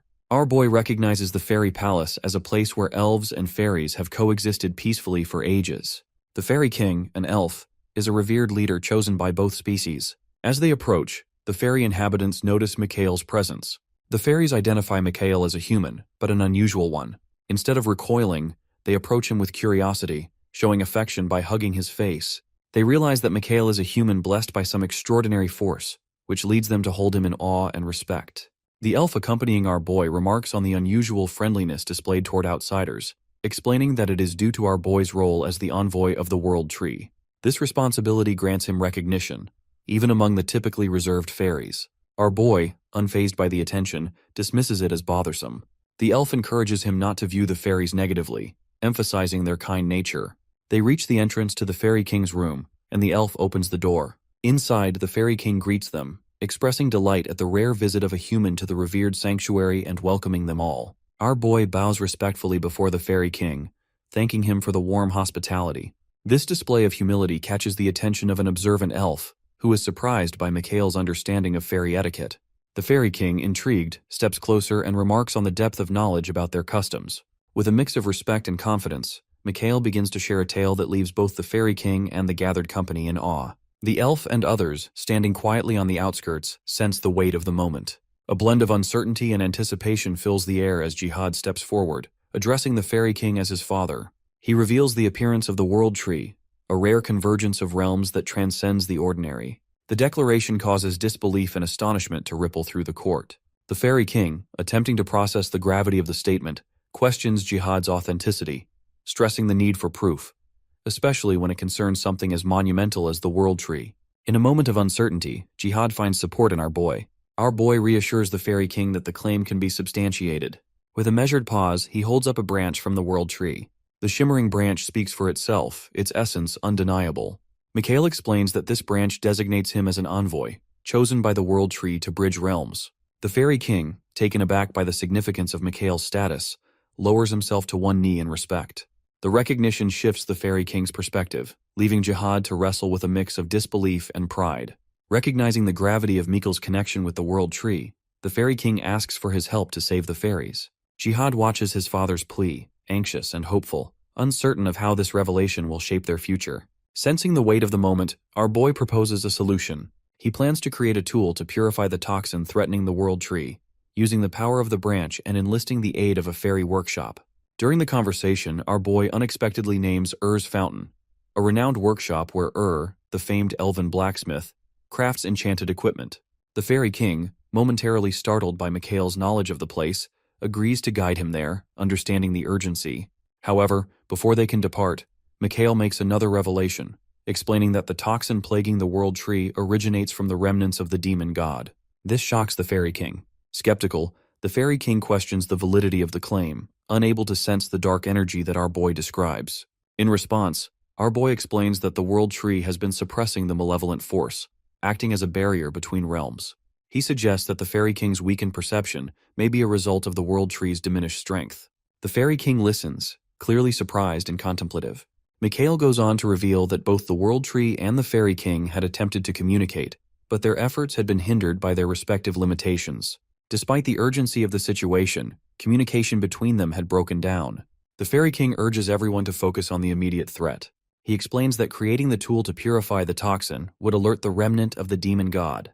The revelation shocks those present, raising concerns about the danger that lies ahead. Recognizing the urgency, the Fairy King quickly decides on a course of action. He instructs Jihad to accompany Mikhail to Urd's fountain and guide him to the workshop. Soldiers and knights of the fairy forest receive orders to prepare for the impending threat and protect their realm. With firm resolve, the Fairy King vows to prevent further tragedies in their land. Our boy approaches Cassandra and requests her collaboration with the elves, including Helen, to ensure a united effort to save the World Tree. He assigns Leon to assist the elves in their preparations, organizing his team with precision. Mikhail stresses the need for immediate action to rescue the World Tree. Accompanied by Jihad, he travels to Air's fountain, the sacred workshop. Jihad expresses curiosity about the mysterious techniques used by Urd to craft magical items, noting that no clear guide exists. Our boy assures Jihad that he has the knowledge to unlock Urd's secrets. He reveals that, in a past life before a mysterious regression, he served as a skilled creator at Urd's fountain. The magic items he crafted were more than tools. They were essential for survival. With this revelation, he begins their mission. Jihad watches closely as Mikhail works with the mana water, struggling to understand the intricate magic at play. Our boy explains his plan to use the mana water to extract the essence of the mistletoe. He assures Jihad the process will take only 4 days, though it typically requires a year of effort. Time, he emphasizes, is a luxury they cannot afford. Jihad raises concerns about a potential attack on the forest during this time. Mikhail acknowledges the risk but remains resolute, explaining that their mission is critical. Every action carries weight, and failure is not an option. Urd's fountain, our boy points out, holds more than just mana water. Hidden within the enclave are treasures, including the regal armaments crafted by Urd for the Fairy Kings. These ancient artifacts could prove invaluable if their situation worsens. Jihad receives instructions to search for the royal relics crafted for the Fairy King, while Mikhail focuses on refining the mistletoe. With their tasks clearly defined, Jihad sets off to locate the weapons, determined to contribute to their shared cause. Cassandra, Leon, and Helen discuss the situation. Leon expresses confidence in their progress, but Cassandra shares her unease. She admits she cannot clearly foresee the future, but feels unsettled about the state of the World Tree. Despite her doubts, she places her trust in our boy. Helen, however, cautions against relying too heavily on him, though Cassandra remains steadfast in her belief that he will resolve the crisis. A sense of urgency binds everyone together as they work tirelessly to save their world. Each member of the group, driven by determination and hope, plays their part in this race against time. A dark aura blankets the area, suffocating and oppressive. The once vibrant flowers wither and decay under its influence. The ominous presence emanates from both the World Tree and the surrounding forest. Before the group can comprehend the situation, a monstrous entity emerges. A towering snake-like creature, shrouded in black aura, with 3 glowing eyes radiating an unsettling, otherworldly light. The serpent surges forward, targeting Cassandra, Leon, and Helen. Its movements are relentless, exuding malice. Cassandra urges retreat, sensing the imminent danger. Leon hesitates, torn between his duty as a fairy knight and the survival of his companions. The creature's approach forces a split-second decision as the group braces for the worst. Doubt floods Leon's mind. Fear grips him as he struggles with feelings of inadequacy. A knight of the fairies, yet powerless against the advancing foe. The once serene enclave now seethes with menace, the air thick with tension as the creature closes in. Leon waits, desperate for our boy to intervene and turn the tide. Deeper within the enchanted forest, the Fairy King confronts a colossal snake-like monster. Soldiers unleash volleys of arrows, but the creature remains undeterred, its wounds superficial. The Fairy King erects a radiant barrier, a shimmering shield to protect his kingdom. Determined, he channels all his strength into holding the line. The barrier falters as cracks spiderweb across its surface. Fairy mages pour their magic into reinforcing it, but exhaustion takes its toll. The Fairy King, wise and steadfast, recalls a magical tool gifted by our boy, certain of its importance in this dire hour. Still, he knows the barrier won't hold much longer against the relentless serpent. At Urd's fountain, Mikhail works tirelessly, crafting a tool to defeat the monster. Seth, a spirit attuned to magical forces, informs him that only 3 days have passed. Our boy nods, satisfied with his progress. The final step looms. A glowing red orb must be fused with the crafted tool. When the orb merges, a burst of crimson light floods the workshop, signaling a pivotal moment in their mission. The beggar fairy forest stands on the brink of collapse. The black serpent intensifies its assault, and the barrier shatters under its power. Fairy mages fall back, drained and helpless as the serpent coils, ready to breach the kingdom. A blinding flash of light halts the monster's advance. Our boy arrives, radiant energy radiating from him as he unleashes the holy light spell. The serpent recoils, its momentum broken, if only momentarily. Relief washes over Cassandra at the sight of him. Surveying the battlefield, Mikhail assesses the threat with a calm, sharp gaze. The serpent's unnatural speed and ferocity underscore the urgency of their plight. Determined, he tightens his grip on the newly forged tool. Failure is not an option. The kingdom's fate depends on his resolve. Amid the chaos, the Fairy King strides toward our boy, his expression clouded with concern. It's not the battle that weighs on his mind, but the safety of his son. Despite the turmoil, the paternal worry etched across his face is unmistakable. A firm reassurance comes from our boy, who insists there is no need to fear for Jihad's safety. Determined, he ascends into the sky, placing himself squarely in the serpent's path. The creature's massive form looms larger with each passing moment, its terrifying size a stark reminder of the challenge ahead. The staff in his hand, crafted from the sacred world tree, amplifies his power. Holy Light, a spell that would normally fall short against such a foe, becomes a devastating force in his grasp. The advantage is undeniable, but questions linger in his mind. The origins of the creature trouble him deeply. Its existence cannot be mere coincidence. The debris making up the serpent carries the unmistakable influence of the world tree, twisted by years of proximity to its power. A grim realization strikes. This monstrosity is likely a remnant of the demon god, a fragment of malevolence left behind. Regret courses through our boy as he contemplates the consequences of his actions. A decisive blow could end the threat, but it would risk irreparable harm to the world tree. A different plan takes shape, one requiring precision and patience to exploit the serpent's vulnerabilities. A sudden streak of blue light arcs through the air. The glowing arrow, imbued with holy energy, slams into the serpent's debris, triggering an explosion that shifts the tide of battle. The craftsmanship is unmistakable. It is the work of the Elven Lord. Looking down, Mikhail spots Jihad wielding the weapons of the previous Elven Lord, his timing impeccable. The explosion reveals weak points in the creature's debris, and a faint smirk tugs at his lips as he acknowledges the significance of Jihad's discovery. A quick signal to Seth sets the next phase of the plan in motion.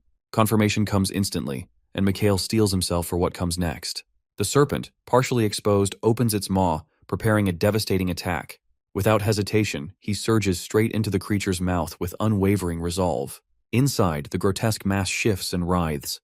The eerie resemblance between the debris and its surroundings stirs unease. Seth, observing from a distance, mutters her confirmation. This is undoubtedly the debris they had feared. Darkness envelops the space as ghostly forms begin to manifest. The sudden appearance of demon-like entities heightens the danger. Our boy, navigating through the corrupted core, finds himself surrounded by malevolent specters. The stakes rise with every moment as the heart of the monster reveals its true horrors.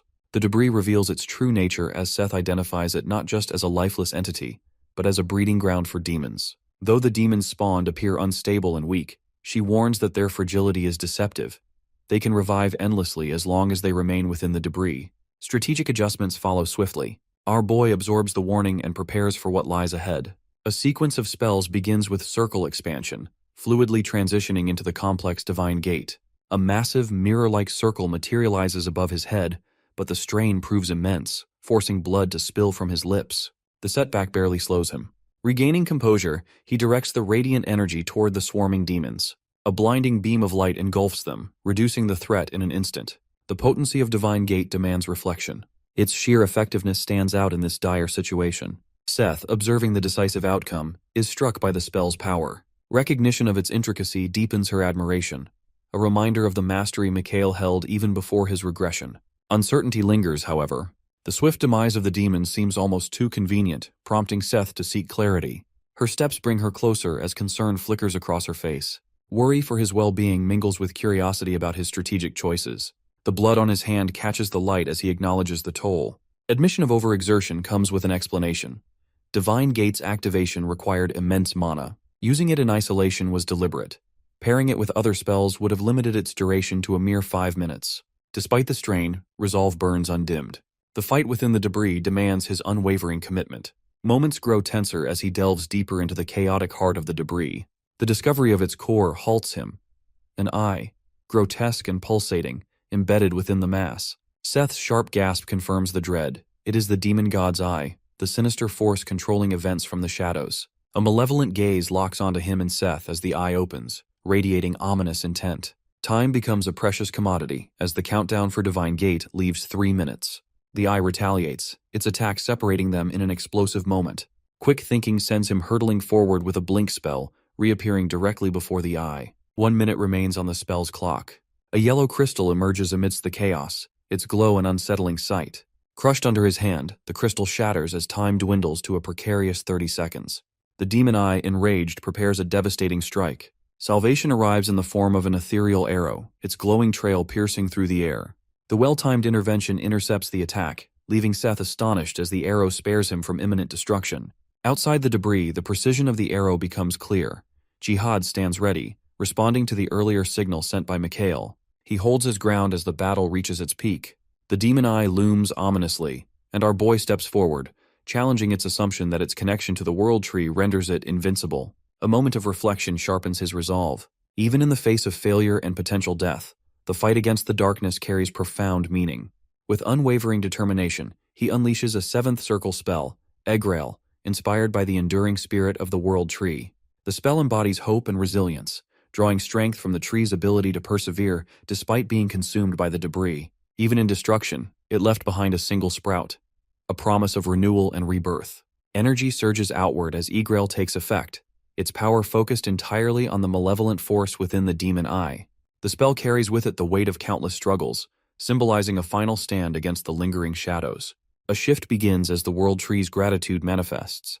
The curse afflicting its core dissipates, and the malevolent presence tethering the debris collapses. Jard, liberated from the weight of the past, aids in paving the way for a brighter future. The debris disintegrates, the dark aura vanishes, and the roots of the world tree brim with renewed vitality. A radiant glow spreads through the forest, captivating onlookers like Jihad, Marquis Lindell, and the Fairy Knights. Even the Fairy King gazes in awe at the transformation. Memories surface for Jihad, recalling a conversation with our boy where he promised that destroying the debris would allow the world tree to thrive again. A hint that Jihad himself would play a key role in its restoration offers him comfort now, as the prophecy comes to life before his eyes. The cosmic balance shifts subtly, and a distant call pulls at our boy's senses. The world tree acknowledges the vital role he played, expressing gratitude and declaring its readiness to once again protect the forest and its inhabitants. Calm and steady, he assures the ancient entity that all is in place, fulfilling his promise to save the tree. A hesitation arises as the world tree considers its part of the agreement. Mikhail desires its essence, a gift that would expand his power and increase the number of circles he can wield. Though modest compared to his life-saving actions, the request prompts deeper consideration. A decision is made. Rather than granting only its essence, the world tree offers a portion of itself, a gesture of immense gratitude. Seth voices concern over the imbalance this could cause, given the tree's recent recovery. The world tree counters that his selection was aligned with the reason Seth chose him in the first place. An unease lingers in Seth's expression. He notices and gently inquires, but she dismisses the concern with a soft shake of her head. For now, the focus remains on the future and the fragile equilibrium that must be maintained. The world tree bestows a profound gift, enabling Mikhail to not only gather mana but also store elemental energy within his body. Gratitude fills the air as he thanks the ancient entity. In a symbolic gesture, the world tree offers a few strands of its luminous hair to solidify their bond. When he jokingly asks if he should eat them, the tree clarifies with a chuckle that they are meant to be tied around his wrist. As the strands wrap around his wrist, a radiant glow envelops him. Healing energy flows through his body, mending injuries and restoring his magical circles. Mana surges with remarkable intensity, though perfectly controlled, signaling a transformation. The realization dawns that he has ascended to the rank of a 6-circle mage. Evening brings a vibrant celebration among the elves. The forest echoes with their joy, a stark contrast to the somberness of the injured community before his regression. Their lively spirits highlight the magnitude of the victory and the restoration of the forest's harmony. Laughter and music fill the air as the festivities continue. Amid the cheerful chaos, the Fairy King approaches, concern etched on his face. Reassurance flows easily, a quiet acknowledgement of the shared struggle and triumph. The Fairy King reciprocates with heartfelt gratitude, his renewed vitality a testament to the efforts of their hero. Talk turns to Prince Leon, whose growing prowess impresses even the seasoned mage. His ability to absorb the Fairy King's wisdom and foster connections with the spirits hints at a future brimming with potential. The Fairy King's warm smile reflects his pride in Leon, the praise a father treasures deeply. A reflective moment underscores the prince's unwavering admiration for his father. Before the regression, That respect was steadfast, and now it shines brighter than ever. Pride and gratitude mingle, a silent acknowledgement of the path they've walked together to reach this moment. Attention shifts as the Fairy King rises, his commanding presence quieting the celebration. With reverence, he announces the revival of the World Tree, a symbol of their collective honor. Yet his focus pivots to acknowledge a deeper truth. This victory was not theirs alone. The World Tree sought the aid of a hero, and it was that hero who saved them all. Cheers erupt as the fairy knights and gathered crowd recognize their savior. Declarations of loyalty resound, pledging the support of the fairies in his future endeavors. In a spontaneous act of celebration, the fairy knights lift him into the air, their jubilant cheers filling the night. Despite the overwhelming joy, a faint unease settles in, like a whisper from a distant memory. Elsewhere, within the confines of the Holy Empire, a cage holds the butler, a former antagonist now seeking redemption. His pleas for forgiveness mark the stirring of a new chapter, a turning point that hints at redemption amidst the echoes of past mistakes. A solemn meeting takes place as archbishops gather around a table under the leadership of the Holiness. The atmosphere is serious, reflecting the importance of the assembly. A man wearing glasses informs the group that rumors suggest the Holiness has chosen a new candidate for the role of a hero. The Holiness acknowledges how quickly the news has spread. The Holiness confirms that Archbishop Arley was consulted and approved the decision, but notes that the selection is not yet official. The man with glasses continues, explaining that the candidate comes from a family with a history of expertise in the arcane arts. The Holiness interrupts, emphasizing the need for caution and careful judgment as the situation develops. The Holiness reflects on how the archbishops have developed a sense of self-righteousness. To address this, the Holiness reminds them that their duty is to follow God's word, not to act on personal preferences. The message underscores the divine nature of their roles. Archbishop Kalayan, a bald figure, voices disagreement. He questions why new candidates are being excluded and accuses the assembly, including the Holiness, of altering the destiny of a child without divine guidance. The accusation highlights the complexity of their decisions. The Holiness calmly responds, explaining that if the child is truly suitable, they will naturally prove their worth and rise to the position of hero. The Holiness also emphasizes that heroism is not the only way to contribute to the greater good, as there are many paths to serve others. As the discussion ends, Archbishop Ken sits in silent thought, resolved to closely monitor the hero candidate's progress. The Holiness concludes the deliberation, officially ending the topic. Within the sacred halls of the Holy Empire, the Holiness reflects on the discussions, finding little of value but managing to use the time to address concerns about our boy and his actions. The focus shifts to the fairy forest, where our boy and his companions prepare to leave. Jihad, acting as a liaison between the elves and our boy's group, informs them that while the elves cannot join them physically, they are committed to offering support when needed. The elves, though confined to their magical forest, pledge their assistance, demonstrating a bond of friendship and mutual aid that goes beyond physical presence. Mikhail accepts the elves' offer with gratitude, his mind focused on the challenges ahead. During their conversation, Jihad asks if Mikhail plans to become a hero. After a moment of thought, our boy confirms that it is his current goal. Jihad, understanding the complexities of heroism, agrees that it suits our boy, but also points out the darker side of the world. He explains that false prophecies are often used to manipulate people, driving them into unnecessary conflicts. This, he says, is why the elves chose to retreat into the safety of the fairy forest, distancing themselves from the chaos of the outside world. Mikhail, serious and resolute, reflects on the political schemes of the holy nation. He recalls past encounters with those who claim to act righteously for the holy nation, a stark contrast to the path he is now pursuing, a path the elder archbishops had wanted but never directly supported. Despite the complexity of the situation, Mikhail remains focused on his chosen course. Jihad expresses concern for our boy's safety and invokes the protective blessings of the World Tree as our boy prepares to leave. Mikhail assures Jihad that he is capable of handling the challenges ahead. They exchange good luck and mutual respect before parting ways. In a moment of wisdom, Mikhail urges Jihad to remember their conversation. Jihad, confused, asks for clarification. Our boy explains that bearing all responsibility alone is unnecessary, as it won't change the outcome. He hopes Jihad learns the value of shared responsibility and collective action. After leaving, Mikhail reflects on Jihad's situation. Despite being a beacon of hope and saving many lives, Jihad remains constrained by the past, a reminder that personal growth is a journey. Mikhail's thoughts shift to Jihad, a noble figure whose nobility, though admirable, can make others uncomfortable. Our boy feels a strong desire to support him in a way that goes beyond the burden of nobility. This intention brings a genuine smile to Jihad's face, acknowledging our boy's commitment. Jihad assures Mikhail that he understands and promises to carry this newfound understanding forward. It is a moment of connection that Mikhail had hoped for, signaling a transformative journey ahead. Our boy, feeling confident after playing a key role in saving the world, believes in Jihad's potential for positive change. As our boy and his companions leave the fairy forest, a new chapter begins, filled with revelations and uncertainties. Helen, a companion, expresses curiosity about Mikhail's identity, questioning him beyond familial ties. Mikhail responds plainly, stating that he is the sole son of the well-known Purges family. However, it's clear that Helen's question goes deeper than just family lineage.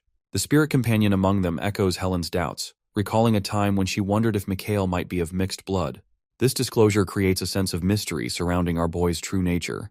As the group processes these uncertainties, our boy feels the need for transparency. Feeling the weight of truth, Mikhail gathers his companions and signals that a revelation is coming.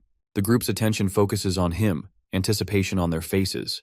Mikhail discloses a secret. He has the ability to hear the voice of God. The revelation echoes through the silent forest. Met with disbelief and skepticism, the group struggles to process the enormity of his claim, especially in a world where even saints were not believed to hear God's voice. Leon looks at our boy with a questioning gaze, finding it hard to believe. The spirit companion confirms Leon's doubt, validating the situation. Cassandra, curious, asks our boy for more details about the message he had received. Surprise crosses Helen's face, and she quickly advises Cassandra to let the matter rest. Mikhail, undeterred, smiles and shares the peculiar nature of the divine message. He explains that God had instructed him to take action, symbolically referring to the stagnation and decay in the current Holy Empire. Mikhail elaborates, lamenting that the empire had rotted completely under the influence of the elderly archbishops. Cassandra appears puzzled, prompting our boy to explain further. He clarifies that, like stagnant water destined to rot, the Holy Empire has become completely corrupted. The gravity of our boy's revelation challenges the conventional understanding of divine communication. He tells Cassandra that his mission, ordained by God, is to dismantle the corruption within the Holy Empire. With a determined spirit, Mikhail urges his companions to break free from the manipulative control of the old archbishops. Cassandra, momentarily speechless, struggles with the implications of their mission. The narrative shifts to near the capital of the Holy Empire, where the spire of the saints stands in the distance. Leon points out the spire, marking their arrival in the Holy Empire.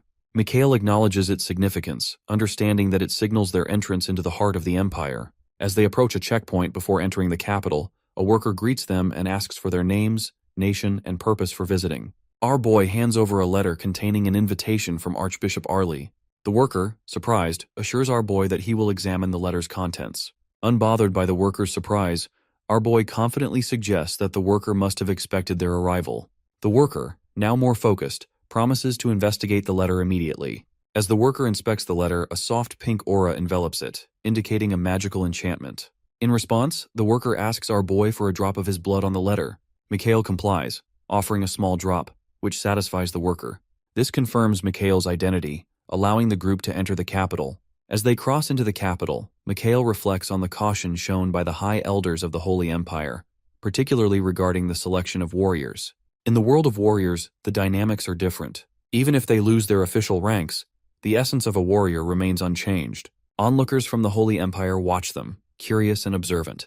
Our boy notices the attention he's drawing from the crowd, mixed with interest and uncertainty. Leon comments on it, and our boy expresses his intention to intensify that attention. He turns to Seth, the spirit companion, and instructs her to prepare for a demonstration. Seth acknowledges the directive, and Mikhail uses a tool crafted from a branch of the world tree to create an aura of divine power around himself. The display leaves the spectators in shock. This demonstration serves two purposes: showcasing Mikhail's capabilities and ensuring any spies sent by the old nobles of the Holy Empire witness and report it back.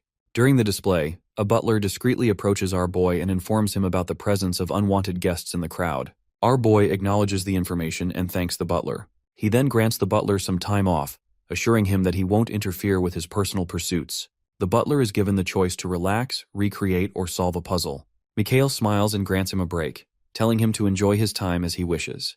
The butler, surprised but amused, thanks Mikhail and accepts the offer casually. Our boy then signals to Leon and the others that it's time to proceed. Meanwhile, inside the Holy Palace, a spy informs Archbishop Ken of the startling news that our boy possesses divine power.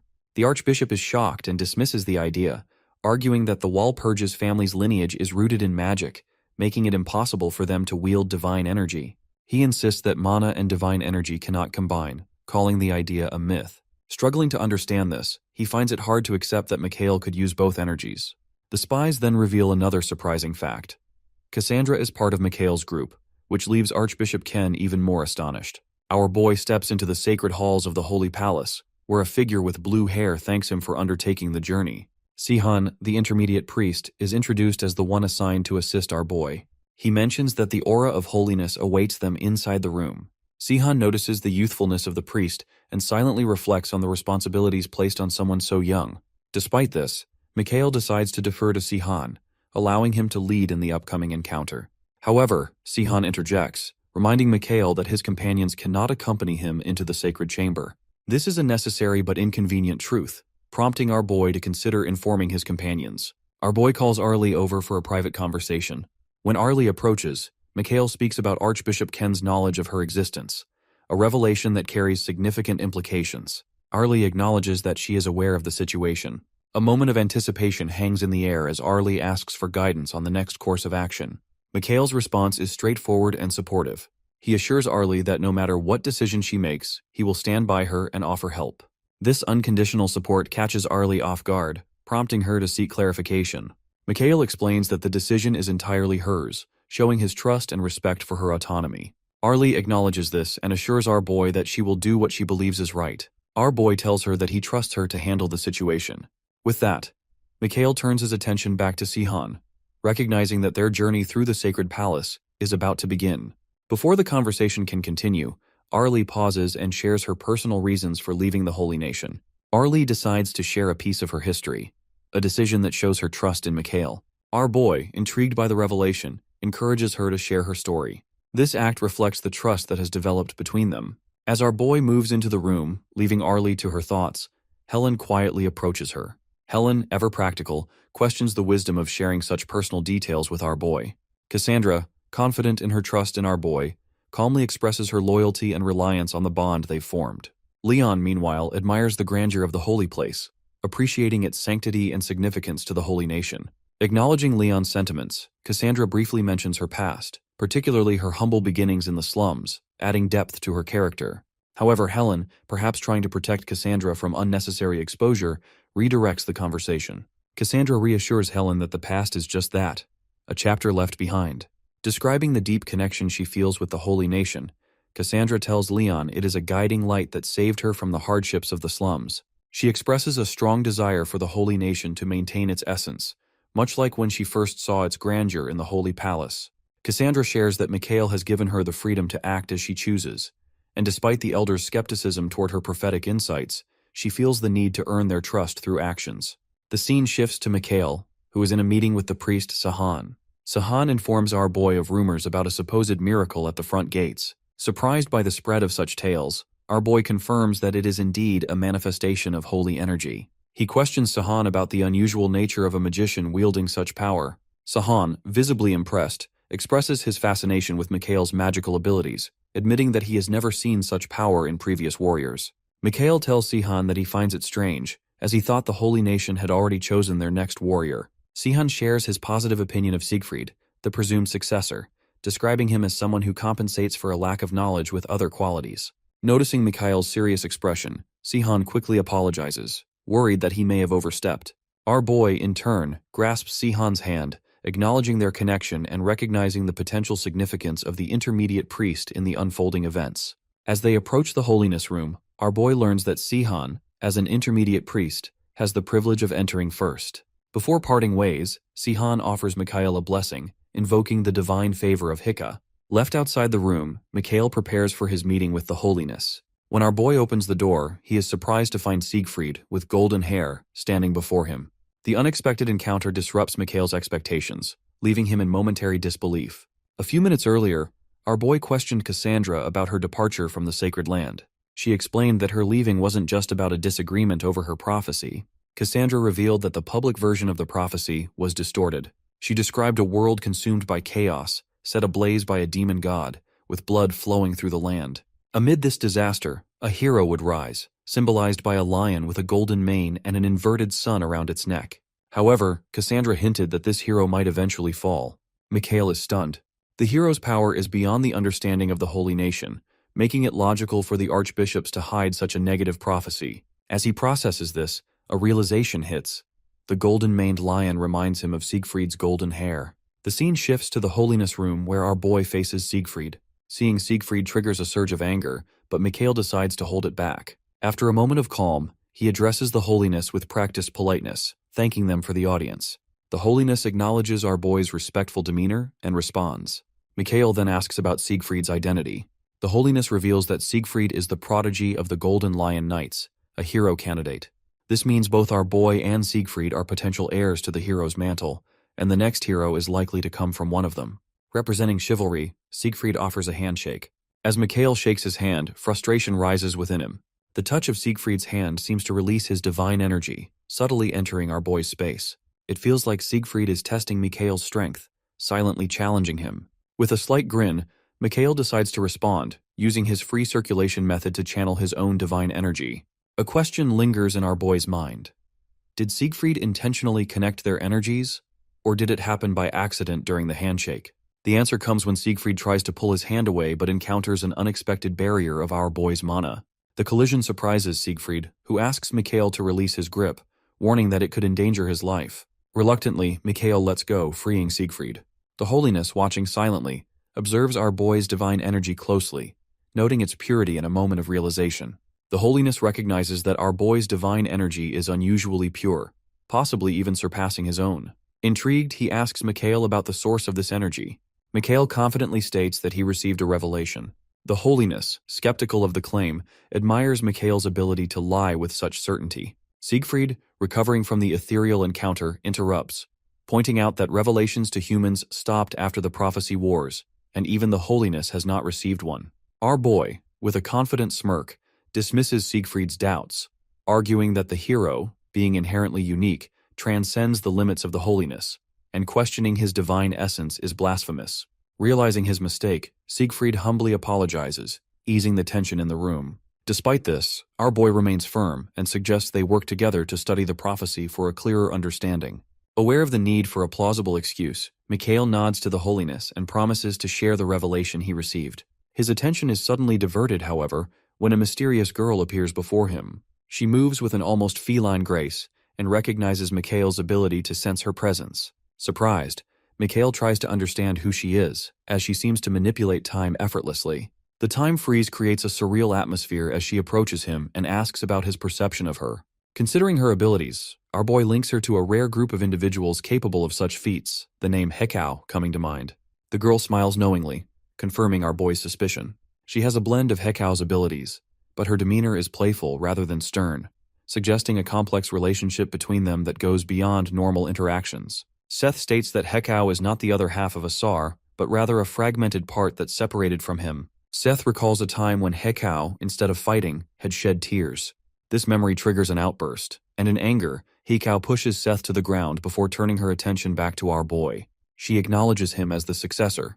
Confused, Mikhail asks for an explanation of the title. Hekau explains that Mikhail has already received parts of Asar and will continue to gain more, thus becoming the successor to Asar's legacy. Despite this revelation, Hekau notices the perceived disrespect in our boy's gaze. With a serious expression, our boy questions Hekau about her lack of action regarding urgent matters, such as the Desting World Tree and the threat of a great demon gathering troops. He asks why she remains passive.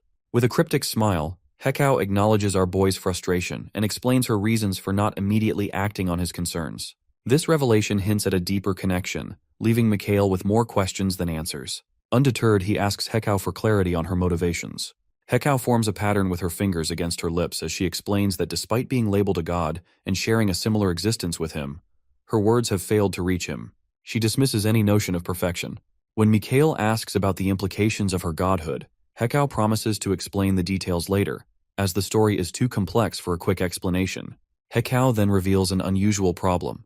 Her voice cannot reach her own children, and they refuse to accept the prophecy she shared with them.